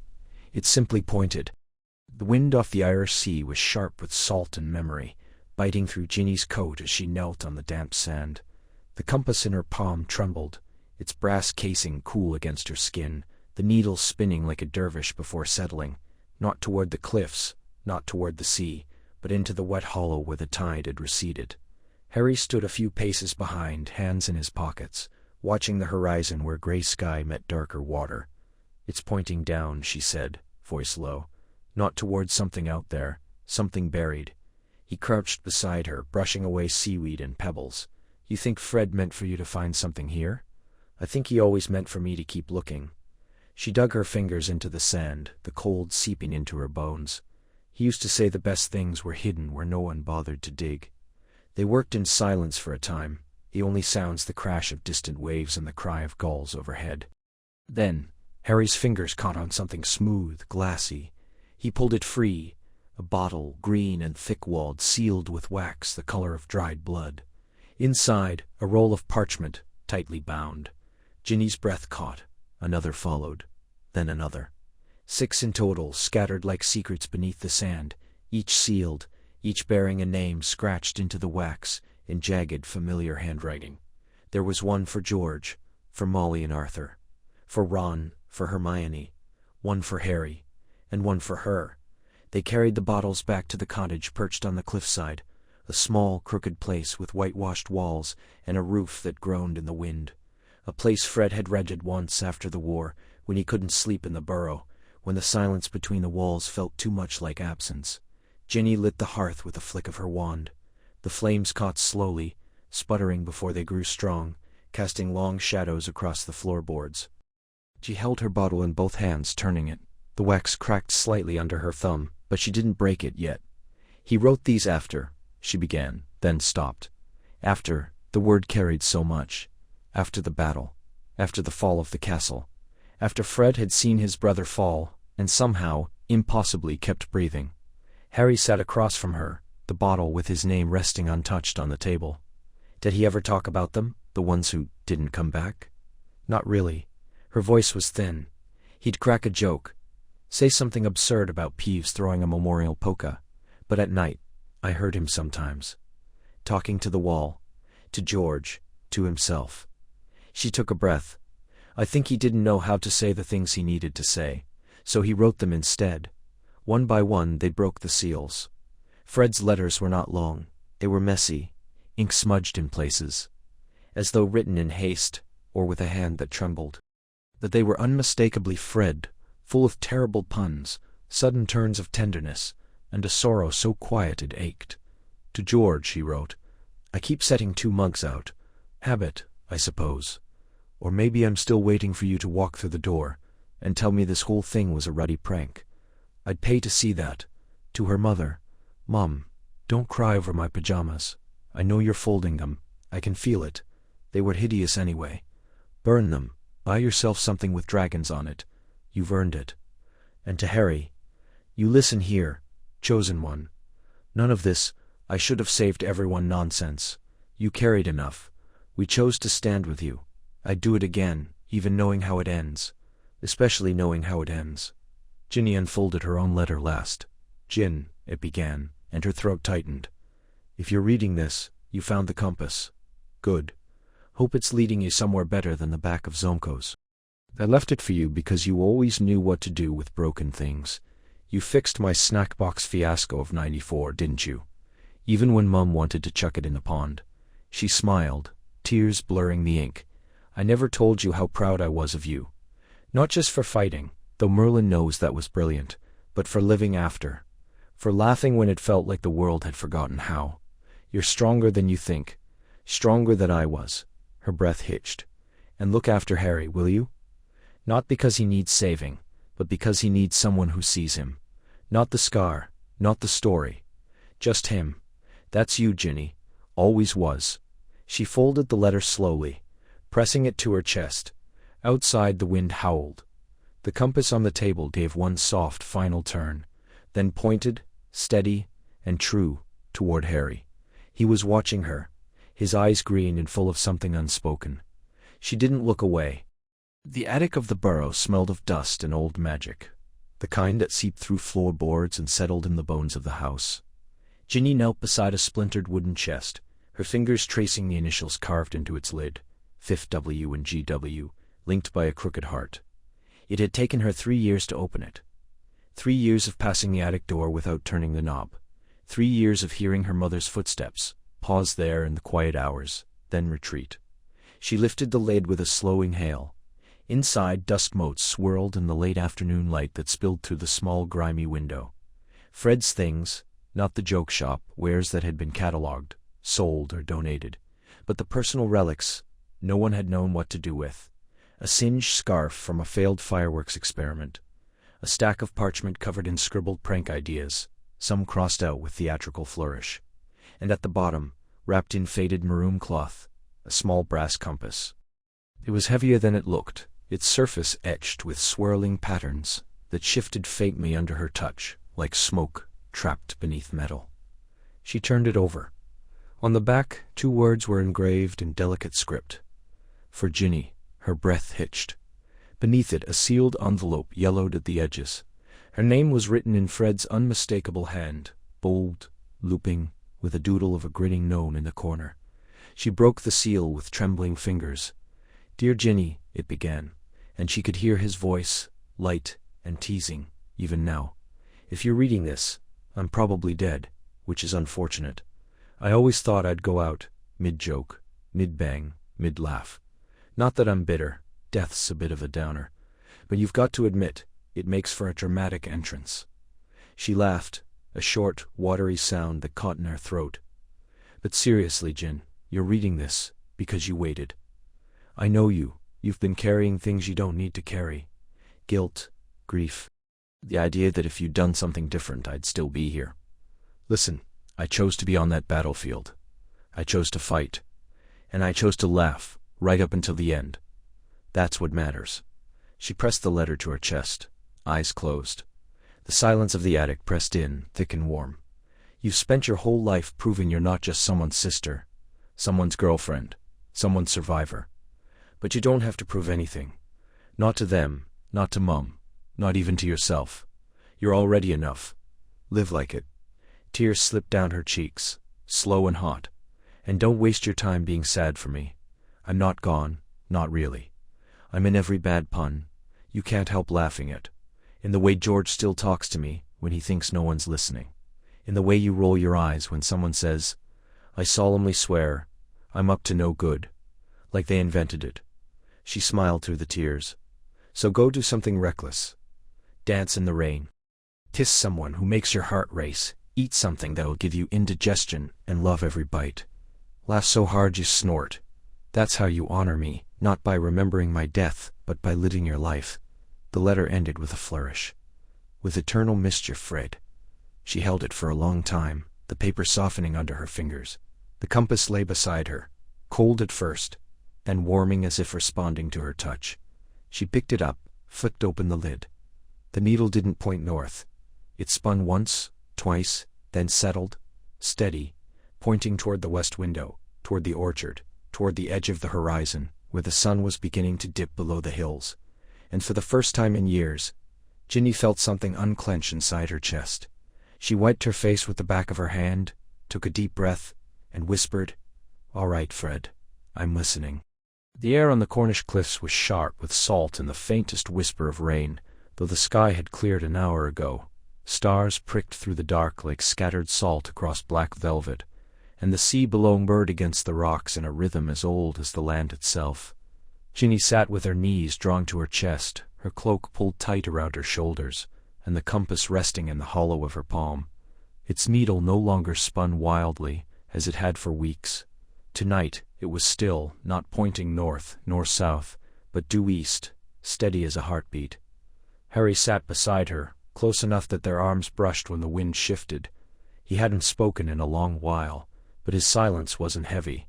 It was the kind of quiet that came only between people who had loved each other through fire and loss, who had run from each other and back again, and now, finally, simply knew how to breathe in the same air. "It's not moving," Ginny said softly, turning the compass slightly. The glass face caught the starlight shimmering faintly. "No," Harry agreed. "It's been like that since we got here." She glanced at him. "And you're not worried?" He looked up at the sky, following the arc of Orion's belt.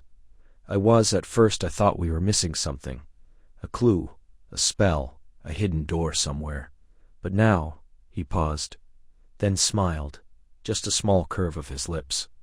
"Now I think maybe it's not broken. Maybe it just found what it was looking for." Ginny swallowed. The compass glowed faintly, a soft blue pulse that matched the rhythm of her own breath. She didn't need to ask where it was pointing. She already knew. "I used to think it was leading us to Fred," she admitted. "That if I just followed it far enough, long enough, I might hear his laugh again, or find some message, some sign he left behind." Harry turned to her. Then, his eyes dark but warm in the low light. "And now?" She looked down at the compass, her thumb tracing the engraved swirls along its edge. "Now, I think it was never about finding him. It was about learning how to carry you with me, and about coming back." The wind tugged at her hair, and Harry reached out without thinking, tucking the loose strand behind her ear. His fingers lingered for a moment, brushing her cheek, and she didn't pull away. "I spent years thinking I had to outrun the war," he said, his voice low. "Like if I kept moving, kept saving people, kept fighting, maybe I could forget what it cost. But you made me stop, not by asking me to, just by being there, by not letting me disappear." Ginny leaned into his touch, just slightly. "I missed you, even when I was angry, even when I told myself I was done." "I know," he whispered. "I missed you too, more than I knew how." The compass pulsed again, brighter this time, and for a moment the air around them shimmered, just a ripple, like heat rising from stone. A scent passed through, butterbeer and fireworks, laughter in a crowded shop, the faint echo of a twin's joke shared in passing. Ginny inhaled sharply. "Do you feel that?" she asked. Harry nodded, his gaze distant. "Like a memory. But not sad, not any more." She closed her fingers around the compass, and when she opened her palm again, the glow had softened. The needle still, but it didn't matter where it pointed now. They already knew the way. The sea breathed below. The stars watched. And for the first time in years, the silence between them felt like coming home. The dream always began with laughter. It rolled through the burrow like thunder, bright, uncontainable, shaking the crooked walls and sending dust swirling into golden afternoon light slanting through the kitchen window.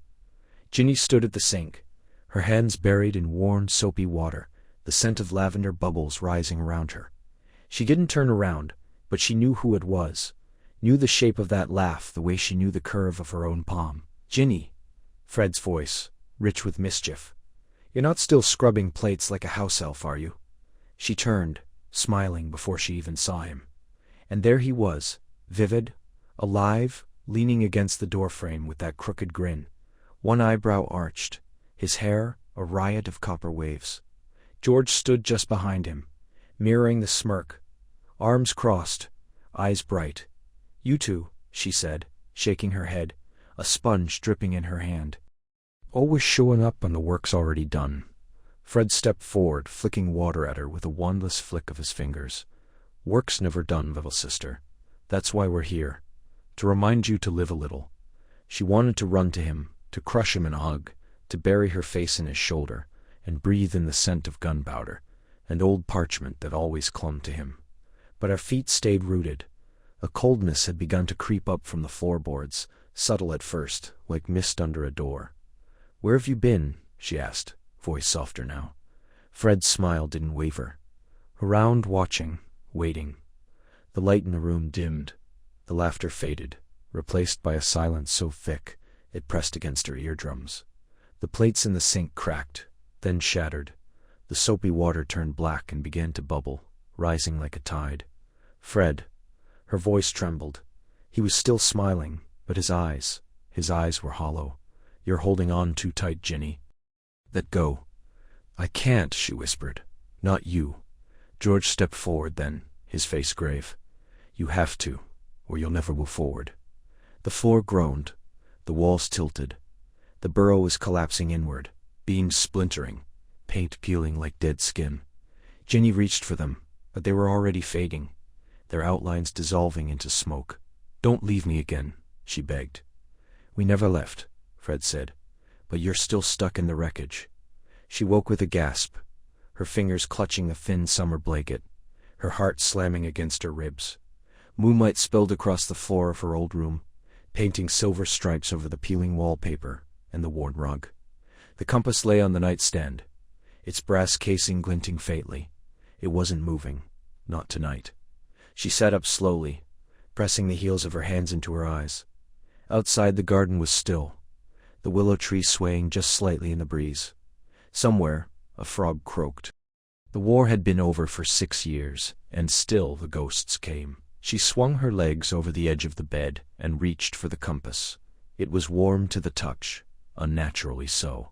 She turned it over in her palm. The needle, usually steady, had been spinning for days now. Erratic, restless, like it couldn't decide where to point. At first she'd thought it broken. Then she'd thought it was leading her somewhere. But now she wondered if it wasn't just reflecting something inside her, something fractured, searching. She stood and walked to the window. The compass in her hand gave a sudden sharp tug. East toward the orchard, toward the old fence where Fred and George had once tested their fireworks on a startled goat. Her breath caught. It wasn't the place, she realized. It never had been. The compass didn't point north. It pointed toward what the heart most needed, and hers was still calling for him. The wind off the coast gnawed at Ginny's cloak, pulling threads loose like memories unraveling. She stood on the cliff's edge, the compass in her palm trembling, as if caught between two tides. It had spun all night, north one moment, east the next, then jerking violently toward the sea, before collapsing into stillness. She'd followed its erratic pulse here, to this lonely stretch of Cornwall, where the sea cliffs wept, salt, and the gulls cried like ghosts. And now it pointed inland, back, toward something she couldn't name. Footsteps crunched behind her, slow and deliberate. She didn't turn. "It's not supposed to do that, is it?" Harry's voice was low, edged with the kind of exhaustion that came not from lack of sleep, but from carrying too much for too long. Ginny closed her fingers around the compass. Fred said it always knew, that it never lied. But this, she held it out. The needle spun once, twice, then settled, toward him. Harry froze. They stood in silence, the sea roaring below. Cold mist settled over them, dampening their hair, their lashes. Ginny watched his face, the faint scar at his temple, the tired lines around his eyes, the way his breath caught just slightly when he looked at her. "You think it's broken?" he asked. "I think it's trying to tell me something. I'm not ready to hear." He stepped closer. "And what if it's not about broken? What if it's just changing?" She turned the compass over in her hand. The back was inscribed with tiny runes. Futhark, maybe, or something older. "Fred gave it to me the night before the final battle. He said, when the war's over, and you don't know who you are anymore, this'll point you home." I thought he meant the burrow, or, well, I didn't know. But now, her voice cracked. Now I think he meant something else. Harry's gaze dropped to the compass, then to her. "Maybe home isn't a place." She laughed, but it came out brittle. That's exactly the kind of thing he'd say. With that stupid grin, like he already knew the punchline to the universe. Harry smiled faintly. He did sometimes. They stood shoulder to shoulder, not touching. The wind tugged at them, insistent. Ginny thought of how she'd spent the last 3 years running, through jobs, through relationships, through countries, chasing the compass's steady pull, believing that if she just followed it long enough, she'd find the thing her heart needed. Purpose, peace, closure.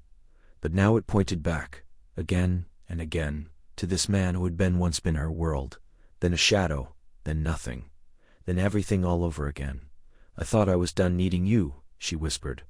Harry didn't flinch. "I thought I was done needing anyone." The honesty of it settled between them like dust after a storm. He turned his hand over, palm up, not asking, just offering. She placed the compass in it. The needle didn't move. It stayed fixed on her. "I've been pretending," he said. "Then I'm fine, and I've moved on. That the quiet doesn't feel like failure, but it does. Every morning, I wake up and there's no war to fight, no Dark Lord to stop, no prophecy to fulfill, and I don't know what to do with myself." "Neither do I," she admitted. "I thought healing meant forgetting, but it doesn't. It means remembering how to carry it." He looked at her, then really looked, like he was seeing her for the first time in years. Not the girl he'd loved at 17, not the survivor of the Battle of Hogwarts, but Ginny. Fierce, fractured, flickering with light, even in the dark. "I miss him," Harry said, voice breaking. "I miss all of them, every day." "Me too." He closed his hand around the compass, warmth seeping into the cold metal. "Maybe we don't have to figure it all out tonight." "No," she said, "but we don't have to do it alone either." The wind softened. Somewhere below, a wave broke with a hush, and for the first time in years, the compass stayed still. Rain lashed against the window panes of the burrow like 1,000 insistent fingers tapping for entry. Inside, Ginny stood by the hearth, the enchanted compass resting in her palm, its brass casing warm despite the chill in the air. The needle spun slowly, not erratically, not wildly, but with a kind of restless hesitation, as if torn between memories and futures. It had been doing that more often lately, pointing first toward the stairs, then the back garden, then pausing, trembling, in the direction of the forest beyond Audrey St. Catchpole. She hadn't told Harry yet, not since their last night in the Scottish Highlands, when the compass had led them to an abandoned fey ruin, moss-covered and humming with old magic. He looked at her there, rain in his hair, his green eyes softer than she'd seen in years, and said, "It's not just showing us where to go, is it? It's showing us what we've missed." She hadn't answered. But she'd felt it, the truth of it, like a stone in her chest. A sharp knock at the door shattered the silence. Not the friendly thump of a neighbor, not the clumsy arrival of Ron. This was official, rhythmic, unyielding. Ginny closed her fingers around the compass, tucking it into the inner pocket of her cloak. She crossed the room and pulled the door open. 2 Aurors stood on the step, their cloaks slick with rain, badges gleaming dully under the overcast sky. One was unfamiliar, young, with tight curls and a pinched expression. The other was Kingsley's protégé, Marcus Fane, ex-Hufflepuff, known more for his ambition than his empathy. "Ginevra Weasley?" Fane asked, though he clearly knew who she was. "That's me. We're here on Ministry authority. We need to take possession of a magical artifact reported to be in your possession, a compass of unknown origin, exhibiting unstable guidance properties." Ginny didn't flinch. "You mean Fred's compass?" Fane exchanged a glance with his companion. "We've received reports of anomalous magical fluctuations matching Class CE hazard levels. It's being classified under the recent Magical Artifacts Regulation Act, Section 9. It has to be examined." "By whom?" Ginny asked, voice low. "The same department that spent 10 years ignoring dark objects under Lucius Malfoy's study floor." "This isn't about politics," the younger Auror snapped. "This is about public safety." Ginny stepped forward just enough to make them shift back half a step. "This compass belonged to my brother. Fred gave it to me the day before he died. He said it was the only true north he ever found.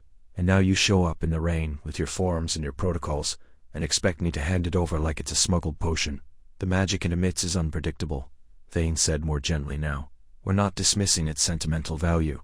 "But if it's dangerous—" "It's not dangerous," Ginny interrupted. "It's alive, and it's not broken. It's changing. Because we're changing. Because the world is." She could feel the compass pulsing faintly against her chest, like a second heartbeat. Fane hesitated. "Then let us study it. Just for a week. We'll return it. And if I refuse, then we'll have to take it by force. You know the law, Ginny?" She did, and she also knew that once something went into the Department of Mysteries, it rarely came back. For a long moment, no one spoke. The rain fell harder. Then Ginny reached into her pocket, slowly, and pulled out the compass. The needle spun once, twice, then stilled. Not toward the ministry, not toward the forest, but due east. Toward Godric's Hollow. She looked up, jaw set. "You want it? Then you'll have to take it from me." The younger Aurol reached for his wand. Fang held up a hand. "Wait."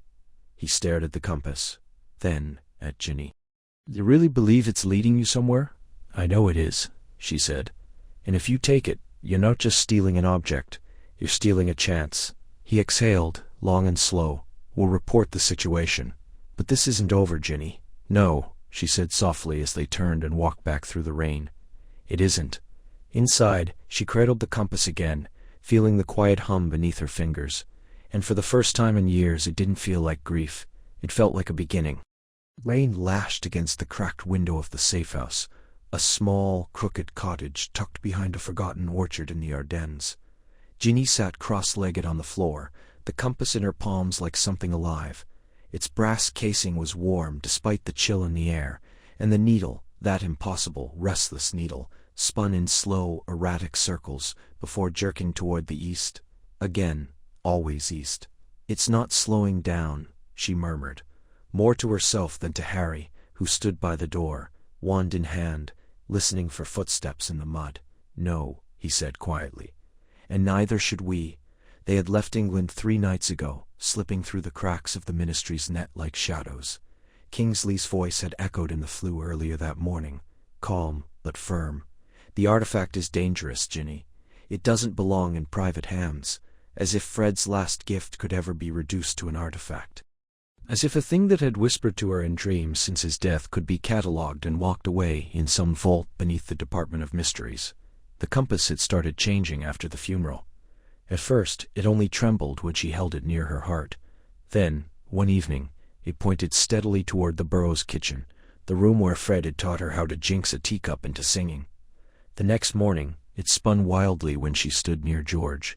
And yesterday, in Diagon Alley, it had lurched forward with such force it nearly slipped from her fingers, pointing straight down Knockturn Alley, where Harry had been buying supplies. That was when she'd known. It wasn't pointing to places, it was pointing to him. She hadn't told Harry yet, not fully, only that the compass was acting strangely, that it might be leading them somewhere important. He'd agreed too easily, his green eyes shadowed with something she couldn't name. Guilt, maybe, or longing. "You think they'll come tonight?" she asked, tucking the compass into the inner pocket of her cloak. Harry turned, brushing wet hair from his forehead. "If they're following protocol, yes, and if they're smart, they'll bring orders." "Then we go now." He nodded, stepping toward her. For a moment, he hesitated, his hand hovering near her arm, not quite touching. "You sure about this, Ginny? Once we cross the channel, there's no going back. Not for a while." She met his gaze.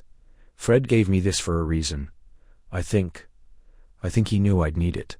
That we'd need it." Harry exhaled, slow and deep. Then he took her hand, his fingers calloused but warm. "Then we run." They apparated to the cliffs of Calais, the salt wind biting at their faces. The sea roared below, black and endless under a bruised sky. Ginny pulled out the compass again. The needle quivered, then settled, pointing out across the water. "France isn't the end," she whispered. "It's just the beginning." Harry stepped beside her, his shoulder brushing hers. "Wherever it wants us to go, we'll find it." She looked at him then. Really looked. The lines around his eyes, the quiet weight he carried, the way his breath hitched when he thought no one was listening. The compass hadn't lied. It had known all along. It wasn't leading them to a place. It was leading her back to him. The air thinned as they climbed, not on foot, but on a rickety enchanted skiff that groaned with every gust of wind. Below, the Irish scene churned like a restless dream, its waves clawing at cliffs that had long since forgotten solid ground. Above, the sky bled into twilight, streaks of violet and bruised gold spreading across the horizon like spilled ink. Ginny clutched the compass in her palm, its brass casing, warm despite the chill, its needle spinning in slow, uncertain circles, before jerking toward a cluster of jagged silhouettes suspended in the clouds. "They weren't supposed to still be here," Harry said, squinting into the distance. "The ministry records, said the Isles collapsed centuries ago.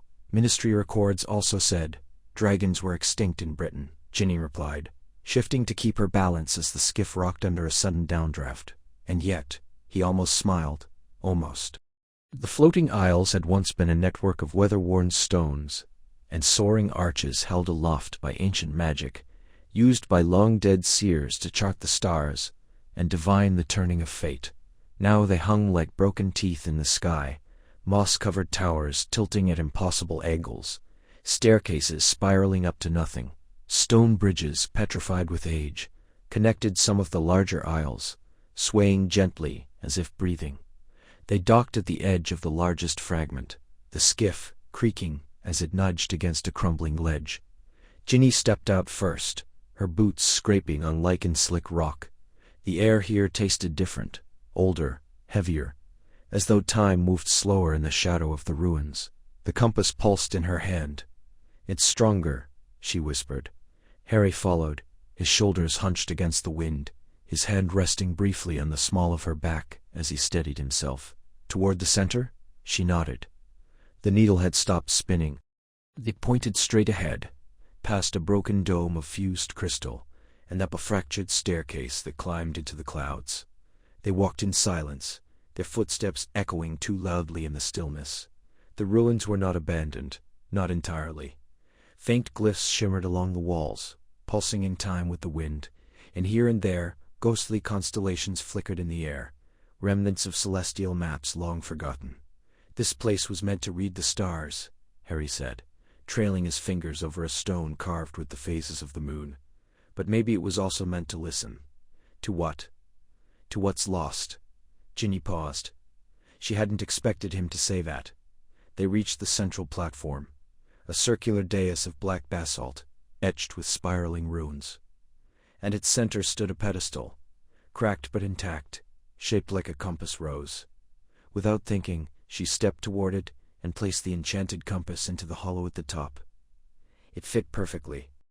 The moment it clicked into place, the sky above them shifted. The clouds parted, not by wind but by some unseen will, revealing the first stars of evening. And then, impossibly, the constellations rearranged. Orion stepped aside. Cassiopeia tilted. A new pattern emerged, not one written in textbooks, but one that felt familiar, like a half-remembered lullaby. Ginny's breath caught. There, glowing brighter than the rest, were 7 stars forming a jagged F, not a constellation, but a name. Fred. A tear slipped down her cheek before she could stop it. "I didn't know," Harry said softly. "I didn't know it could do this. It doesn't just point to what we need," she whispered. "It remembers what we've lost." The wind stilled. The compass hummed, not with magic, but with something deeper, a kind of sorrow that had learned to sing. And then, from somewhere in the ruins, a sound, faint, almost imagined, the echo of laughter, bright and sudden, like fireworks in the dark. Harry reached for her hand. She let him take it. They stood there, beneath a sky rewritten by grief and love, and for the first time in years, the wait between them didn't feel like silence. Rain tapped a steady rhythm against the window pane of Ginny's flat above Diagon Alley, a soft percussion beneath the heavy silence that had settled in her chest. She sat cross-legged on the worn rug, the compass resting in her palms like something alive. It had been weeks since it last stilled, and even then the direction had been faint, a whisper toward the sea perhaps, or memory. But tonight it danced. The needle spun faster and faster, a blur of silver against the ancient brass face etched with runes she still couldn't read. Ginny held her breath. It had never done this before, not since the day she'd found it tucked inside Fred's old dragonhide satchel, wrapped in a scrap of parchment that read, "For when you don't know which way to go, just listen." A shiver traced her spine. She could still hear his laugh, bright, reckless, echoing through the corridors of her grief. The war had taken too much. Names carved in stone, silences at the dinner table, the way her mother still flinched at sudden noises. And now this, a compass that didn't point north, but toward Mead, toward longing. She closed her eyes, trying to steady her thoughts, but the needle didn't slow. It whirled like a dervish, then, abruptly, stopped. Ginny opened her eyes. The needle pointed straight ahead. She frowned, turning the compass slowly in her hands. North was to her left. This was west. No. She turned again. The needle moved with her, unwavering, still pointing forward. Her breath caught. It wasn't pointing to a direction. It was pointing through the wall, through the alley, across the city, toward him. No, she whispered, but the compass didn't waver. She stood, the brass cool against her palm, and walked to the window. The rain had eased to a mist, curling around the gas lamps like ghosts. Beyond the rooftops, beyond the spires and chimneys, lay Godric's Hollow. And there, in a quiet house by the graveyard, lived Harry. Her heart clenched. They had not spoken in months, not really. A few polite letters, a shared smile at Teddy's birthday, the kind of careful distance two people maintain when love has been both too much and not enough. He had chosen solitude. She had chosen movement, work, travel, anything to outrun the ache of loss, of missed chances. But the compass had not been wrong before. It had led her to the cliffs of Cornwall, where she found an old witch who sang Fred's favorite tune in a language long forgotten. It had brought her to a hidden glen in Scotland, where a phoenix feather lay half buried in moss, the kind her brother once claimed would make a perfect prank fuel. Each time the compass pointed to something that felt like healing, and now it pointed to Harry. She pressed her forehead to the cool glass. What did her heart need? Was it closure? Forgiveness? Or something softer, something she hadn't let herself name in years? A knock at the door startled her. She turned. The compass trembled in her hand. Another knock. Firm, familiar. She crossed the room and opened the door. Harry stood there, rain glistening in his hair, his glasses slightly fogged. He wore a simple coat, his hands shoved in his pockets. And he looked, for the first time in a long while, uncertain. "Ginny," he said, "I don't know why I'm here. I just felt like I should be." She stared at him, then down at the compass. The needle hadn't moved. It hadn't needed to. It had been pointing to him all along. "I think," she said softly, her voice barely above a whisper, "your timing's better than you realize." He frowned. "What do you mean?" She didn't answer. Instead, she stepped aside and let him in. Rain tapped a slow rhythm against the window pane of the cottage on the Isle of Skye, each drop like a whisper from the sea below. Ginny sat cross-legged on the worn wooden floor, the compass cradled in her palms. Its brass casing had dulled with salt and time, but the needle still spun, wildly, desperately, as if caught in a storm only it could feel. She had followed it across 3 countries, through hidden glens and moonlit ruins, always chasing, always questioning. And now here it was, trembling in her hands, not pointing anywhere solid but circling, searching.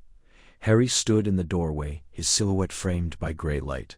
He didn't speak at first. He never did when she was like this, quiet, focused, almost fragile in her determination.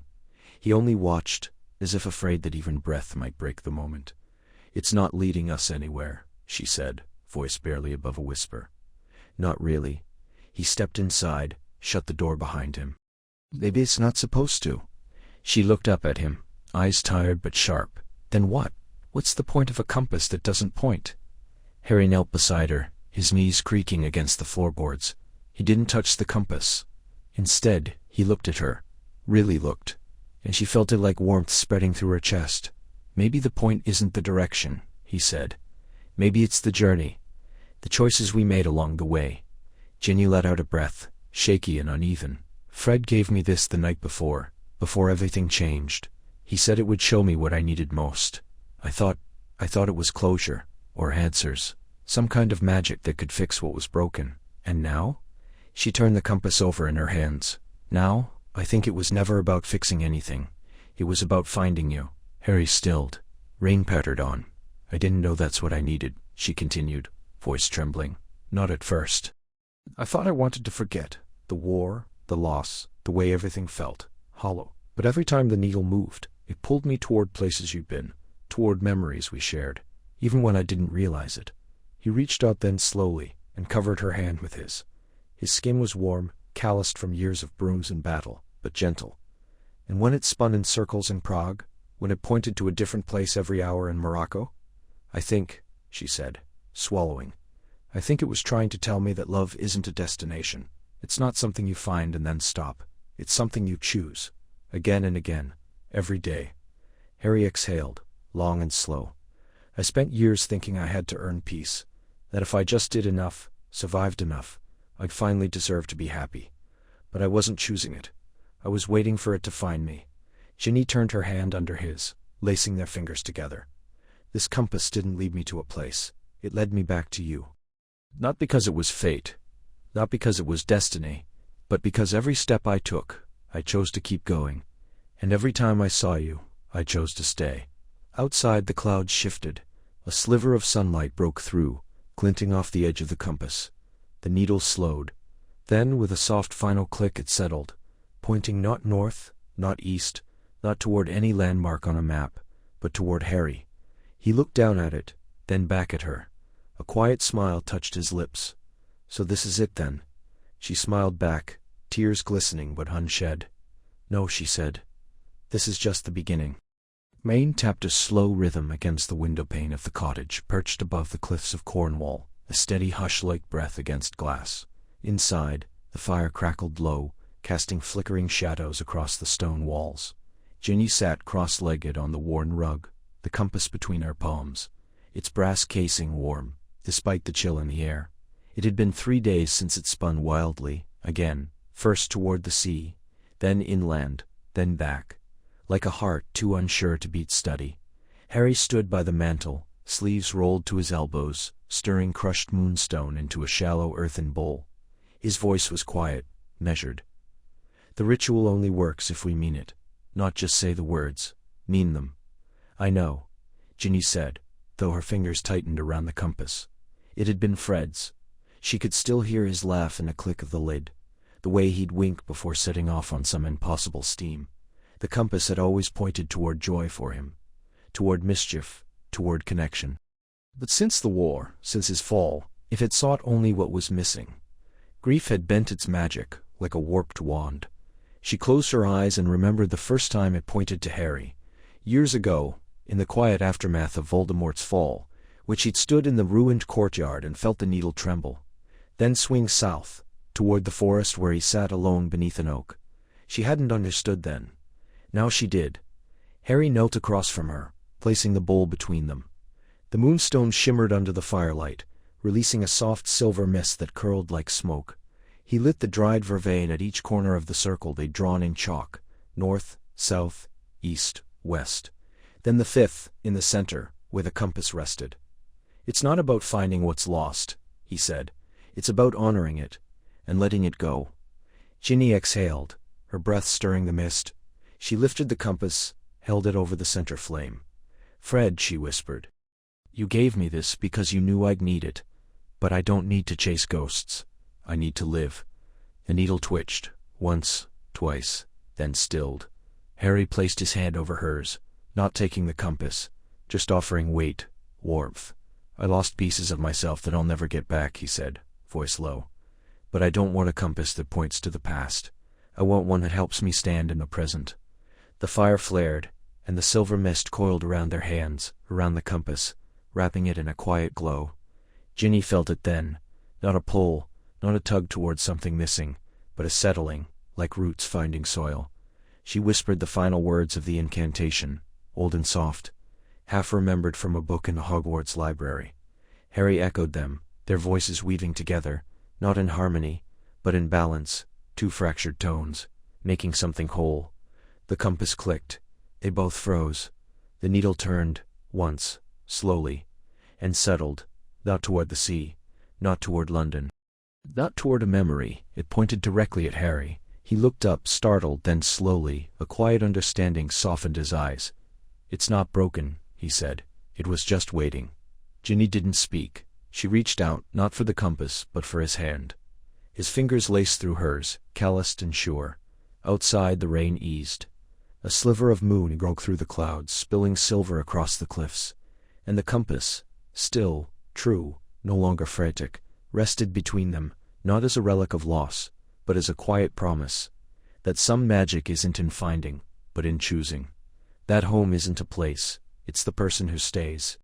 The wind off the sea, bit sharp and clean, carrying salt and the cry of gulls, but beneath it all, faint, almost imagined, came the sound of laughter. Ginny stopped mid-step, the compass in her hand suddenly warm against her palm. It had been doing that lately, pulsing like a slow heartbeat whenever she passed certain places.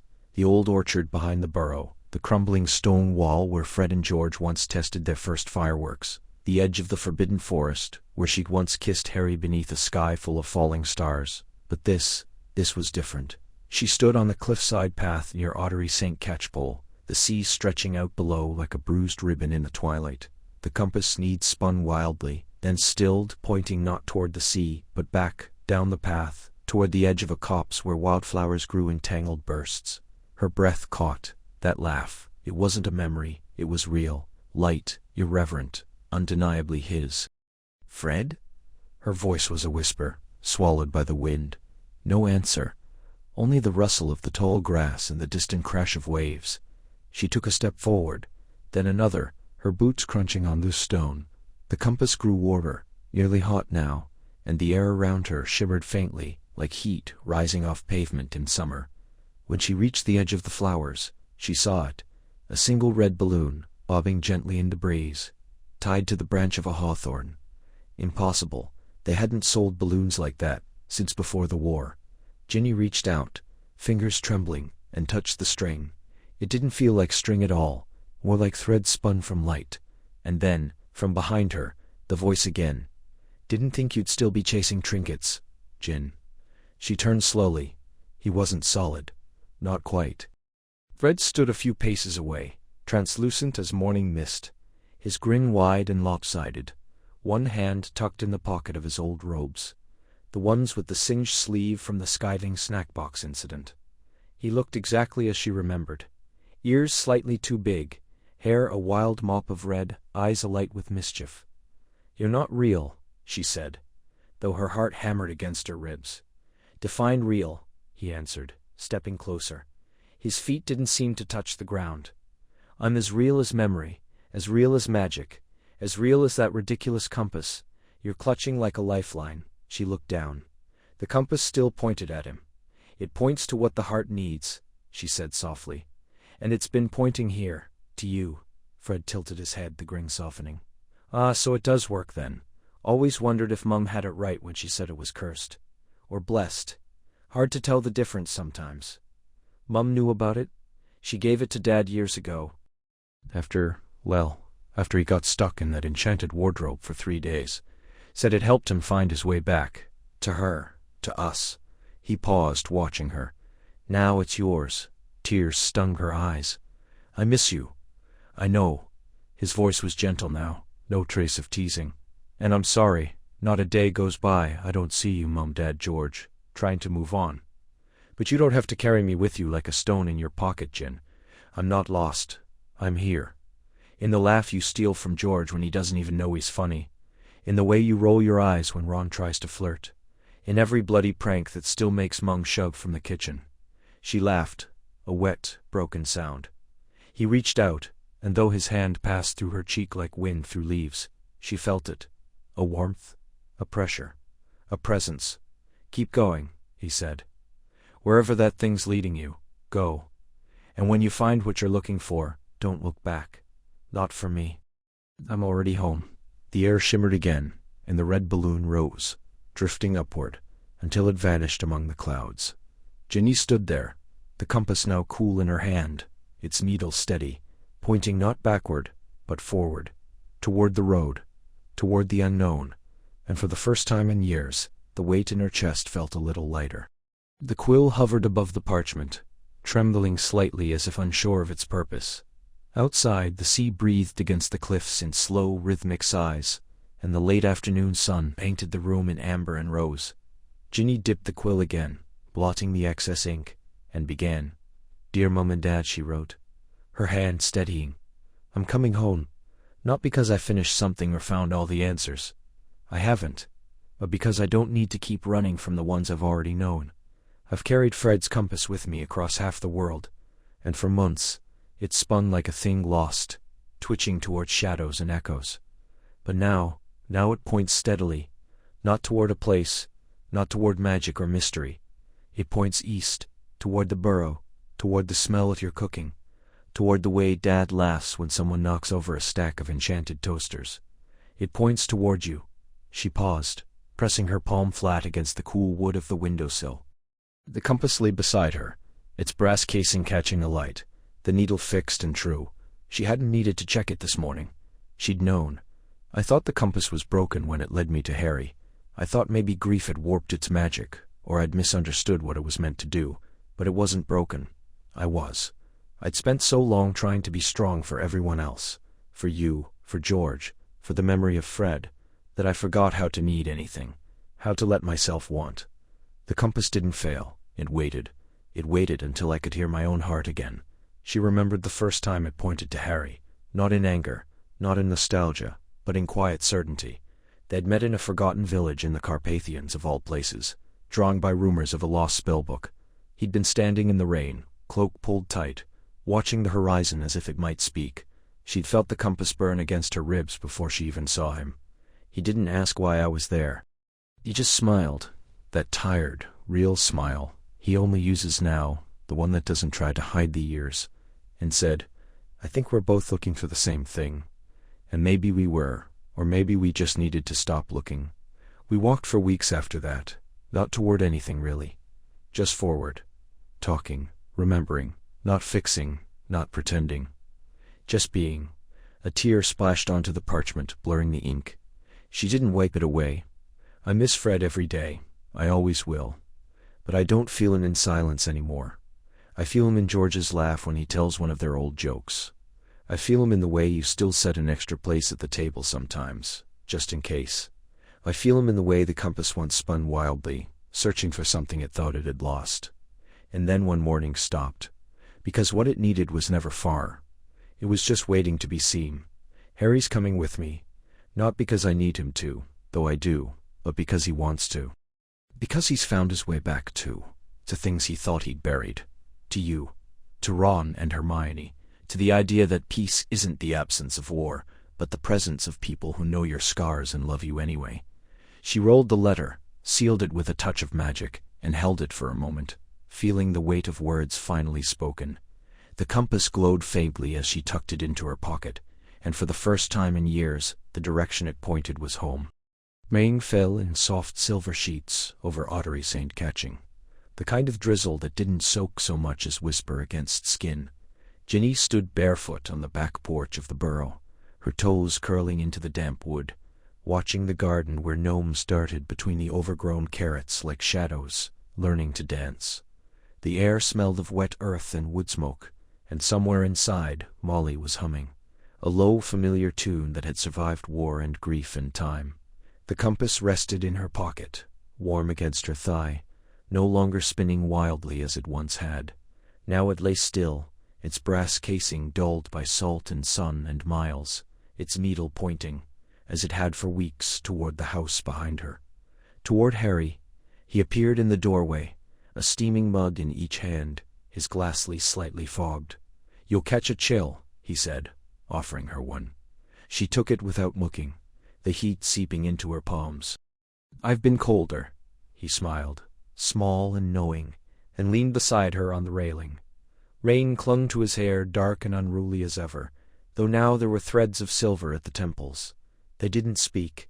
They didn't need to. The silence between them had grown comfortable, like a well-worn coat. Inside, the compass had first pointed to the attic, that cluttered, crooked space full of broken broomsticks and old joke shop prototypes. She'd climbed the ladder with Harry behind her, heart thudding, half expecting some ancient spell or forgotten artifact to reveal itself. But the needle had led her not to a box or a book, but to a small, frayed photograph. Fred and George, arms slung around each other, grinning wildly in front of Weasley's Wizard Wheezes the day it opened. She'd wept then, quietly. Harry had held her, saying nothing, because some sorrows didn't need words. Later, when the compass shifted again, this time pointing toward the orchard, toward the old swing made of rope and a splintered plank, they'd followed. And then, further still, toward the pond where they'd once skipped stones, where Harry had taught her to cast a Patronus strong enough to light the dusk. Each time, the compass led her not to objects, but to moments, to memory, to healing, and then one morning, in a quiet village in the Scottish Highlands, it had pointed directly at Harry. She'd stared at it, breath caught. He'd looked down at it over her shoulder, quiet for a long time. "It's not broken," he'd said finally. "It's just changed," she hadn't argued. Now, back at the burrow, with the rain tapping a slow rhythm on the roof, she turned to him. "Do you ever think about what would have happened if I hadn't opened that drawer?" He raised an eyebrow. "Which one?" "The one in my flat. After the war, when I packed away everything from Hogwarts. From us." He considered. "Probably. But I think the compass would have found you anyway." She smiled faintly. "You believe that?" "I believe in this," he said, nodding toward the compass. "And I believe in what it found." A shout came from inside, Ron's voice, loud and indignant, followed by Hermione's sharp laugh. The door burst open, and Rose tumbled out, 6 years old and fearless, her red curls wild, chasing a glowing snitch. George had sent her. She skidded to a stop at the edge of the porch, looked up at them, and grinned. "Uncle Harry, can I fly your broom?" He exchanged a glance with Ginny. "When you're older," he said. She groaned dramatically, and ran back inside, the snitch zipping after her like a comet on a leash. Ginny sipped her tea. The compass remained still. It didn't need to move anymore. Harry reached for her hand, his fingers lacing through hers, warm and sure. And for the first time in years, the future didn't feel like something to survive. It felt like something to live. Rain tapped gently against the window pane of Hermione's study, a soft rhythm that filled the silence between the three of them. Ginny sat cross-legged on the worn rug, the broken compass cradled in her palms like something fragile and sacred. Its glass face was cracked, the needle spinning wildly before freezing, then jerking in another direction, never settling. It had done this for days, ever since it led them to the ruins of an old apothecary in coastal Cornwall, only to go dark entirely. Hermione knelt beside her, sleeves rolled up, fingers stained with ink, and something faintly luminescent. She exhaled slowly, adjusting her spectacles. "It's not just broken, Ginny. It's conflicted. Like it doesn't know what it's meant to point to anymore." Harry stood by the bookshelf, arms crossed, watching. He'd been quiet since they'd returned, his eyes shadowed with memories the compass had stirred, not just of Fred, but of others lost, of choices unmade. "I don't understand," Ginny said, voice low. "It worked. It brought me to Harry. It helped me find pieces of myself I thought I'd buried. Why would it stop now?" "Because you've changed," Hermione said gently. "And magic like this, ancient emotional magic, it responds to shifts in the heart. Maybe it did its job, and now it's confused." Ginny looked down at the compass again. "Fred said it pointed to what the heart most needs. But what if that changes? What if what I needed then isn't what I need now?" Hermione didn't answer right away. Instead, she reached into her satchel and pulled out a slender silver rod etched with runes. "This is a harmonic resonator. Rare. Took me 6 weeks to track down. It's used to recalibrate enchanted objects tied to emotional intent, like this one." Harry stepped closer. "Will it work?" "It should, but it's not just about fixing the mechanism. The compass has to want to be fixed. It has to remember its purpose." She placed the resonator over the compass, murmuring an incantation in steady, measured tones. The air around them thickened, charged with latent energy. Ginny felt it in her chest, a slow pull, like the tide drawing back before a wave. Then a hum, low at first, rising like a song half remembered. The compass trembled in her hands. The glass cracked further, and then sealed itself, the lines vanishing like frost under sunlight. The needle stilled, and then slowly, deliberately, it began to turn. Not erratically, not frantically, with purpose. It settled, and pointed, not toward the door, not toward the window, but toward Harry. Ginny's breath caught. He looked down at it, then at her, his green eyes wide, uncertain. "That can't mean—" "It does," Hermione said softly. "The compass isn't broken. It's evolved. It's not pointing to what you needed to survive, Ginny. It's pointing to what you need to live." Silence stretched, thin and taut.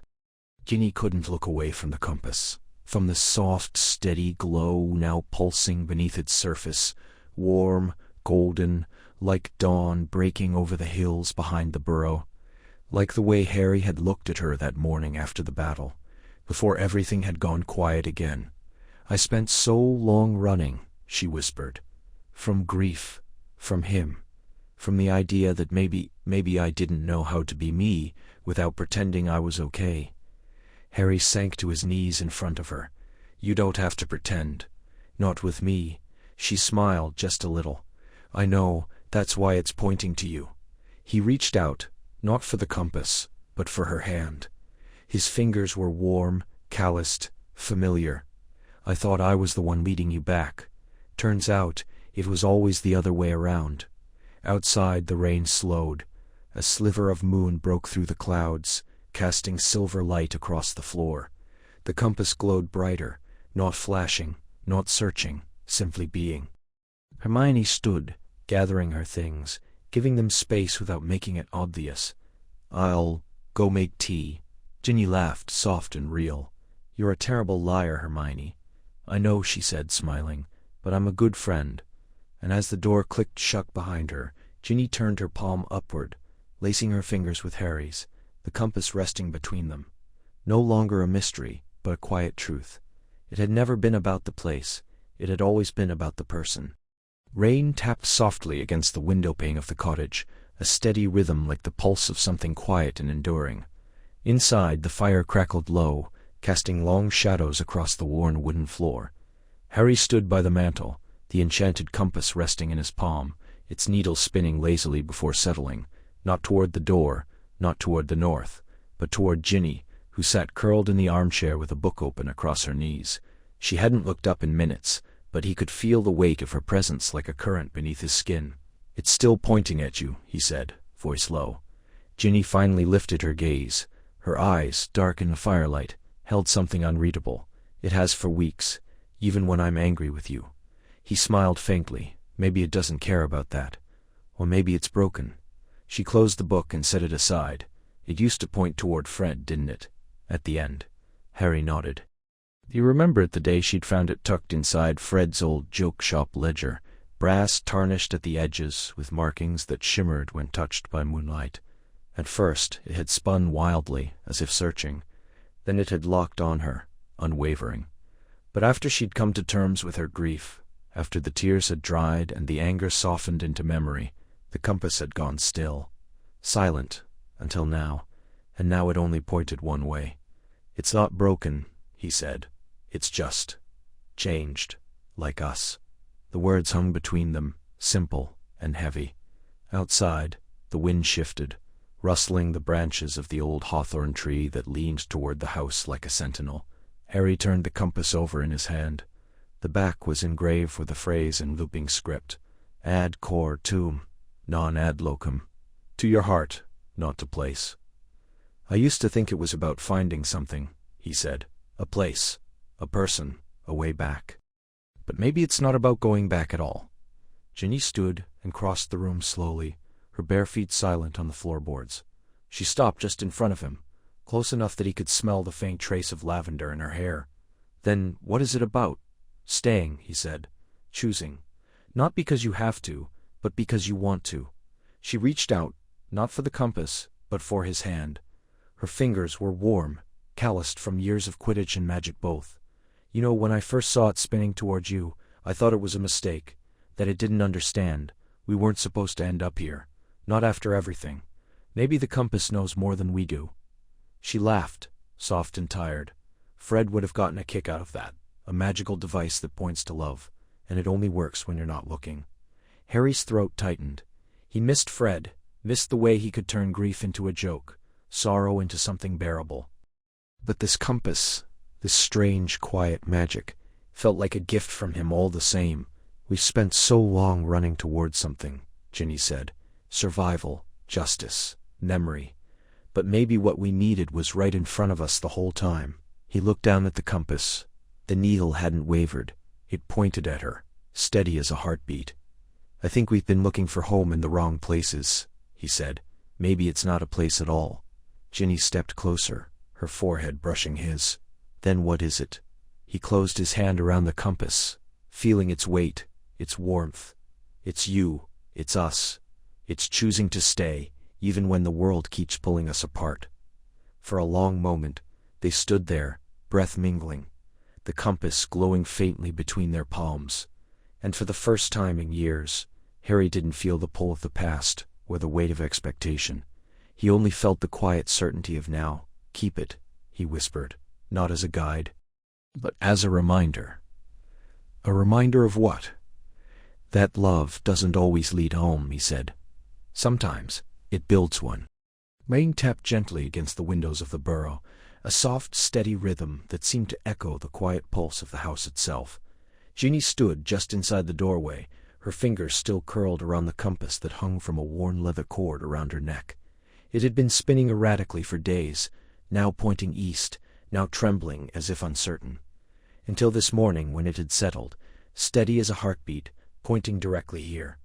Harry hovered behind her, boots muddy from the soggy path, his scarf damp at the collar. He didn't speak, he didn't need to. The air between them had grown thick with unspoken things. Grief, yes, but also the fragile threads of something softer, something neither of them dared name. The scent of cinnamon and old parchment washed over them as the kitchen door creaked open. "Ginny," Molly's voice cracked with joy. She rushed forward, arms wide, and pulled her daughter into a fierce embrace that smelled of lavender and wood smoke. "Oh, love, you're soaking. Come in, come in." Ginny melted into the hug, breathing in the familiar comfort of her mother's embrace. For a moment, the compass around her neck grew warm, just a whisper of heat against her skin. Then Molly turned, eyes glistening, and saw Harry. Her breath caught. "Harry," she said, voice trembling. "Oh, Harry." And she pulled him in too, tucking him against her shoulder as if he were still the gangly teenager she'd first taken in years ago. He stiffened at first, old habits of holding himself apart, but then let his shoulders drop, surrendering to the weight of her care. Inside, the burrow was just as it had always been. Crooked walls, mismatched chairs, the clock with its hands still frozen at mortal peril for Fred. But there were new things too, photographs tacked to the walls, moving images of weddings and christenings, of Teddy laughing as he chased a floating jelly bean. The house had lived through the silence after the war, and now it breathed again, softly, like someone waking from a long dream. George was at the table, stirring a cup of tea with one hand, the other resting on a small wooden box, engraved with gears and tiny runes. He looked up, and his smile was slow but genuine. "Didn't think I'd see you two back together here," he said. "Took you long enough." Ginny rolled her eyes, but her cheeks warmed. "We're not together. Could have fooled me," George muttered, but there was no bite in it. Harry sat beside him, hands wrapped around a mug Molly pressed into them. "How's the shop?" he asked. "Surviving," George said. "We've started selling enchanted wind chimes. They play the voice of whoever you've lost if you listen close enough. Mum banned them from the house. Says they give her nightmares." Silence settled, heavy, but not unwelcome. Ginny reached up, fingers brushing the compass. "It brought us here," she said quietly. George looked at it, then at her. "Still working then?" "It's not pointing north," she said. "It never did. Fred said it points to what the heart needs. But lately, it's been confused. Until today." George nodded slowly. Maybe it needed time, or maybe it needed both of you. Harry glanced at Ginny, and she met his eyes. Just for a second, before looking away. Outside, the rain softened into a mist that curled around the apple trees, like memory given form.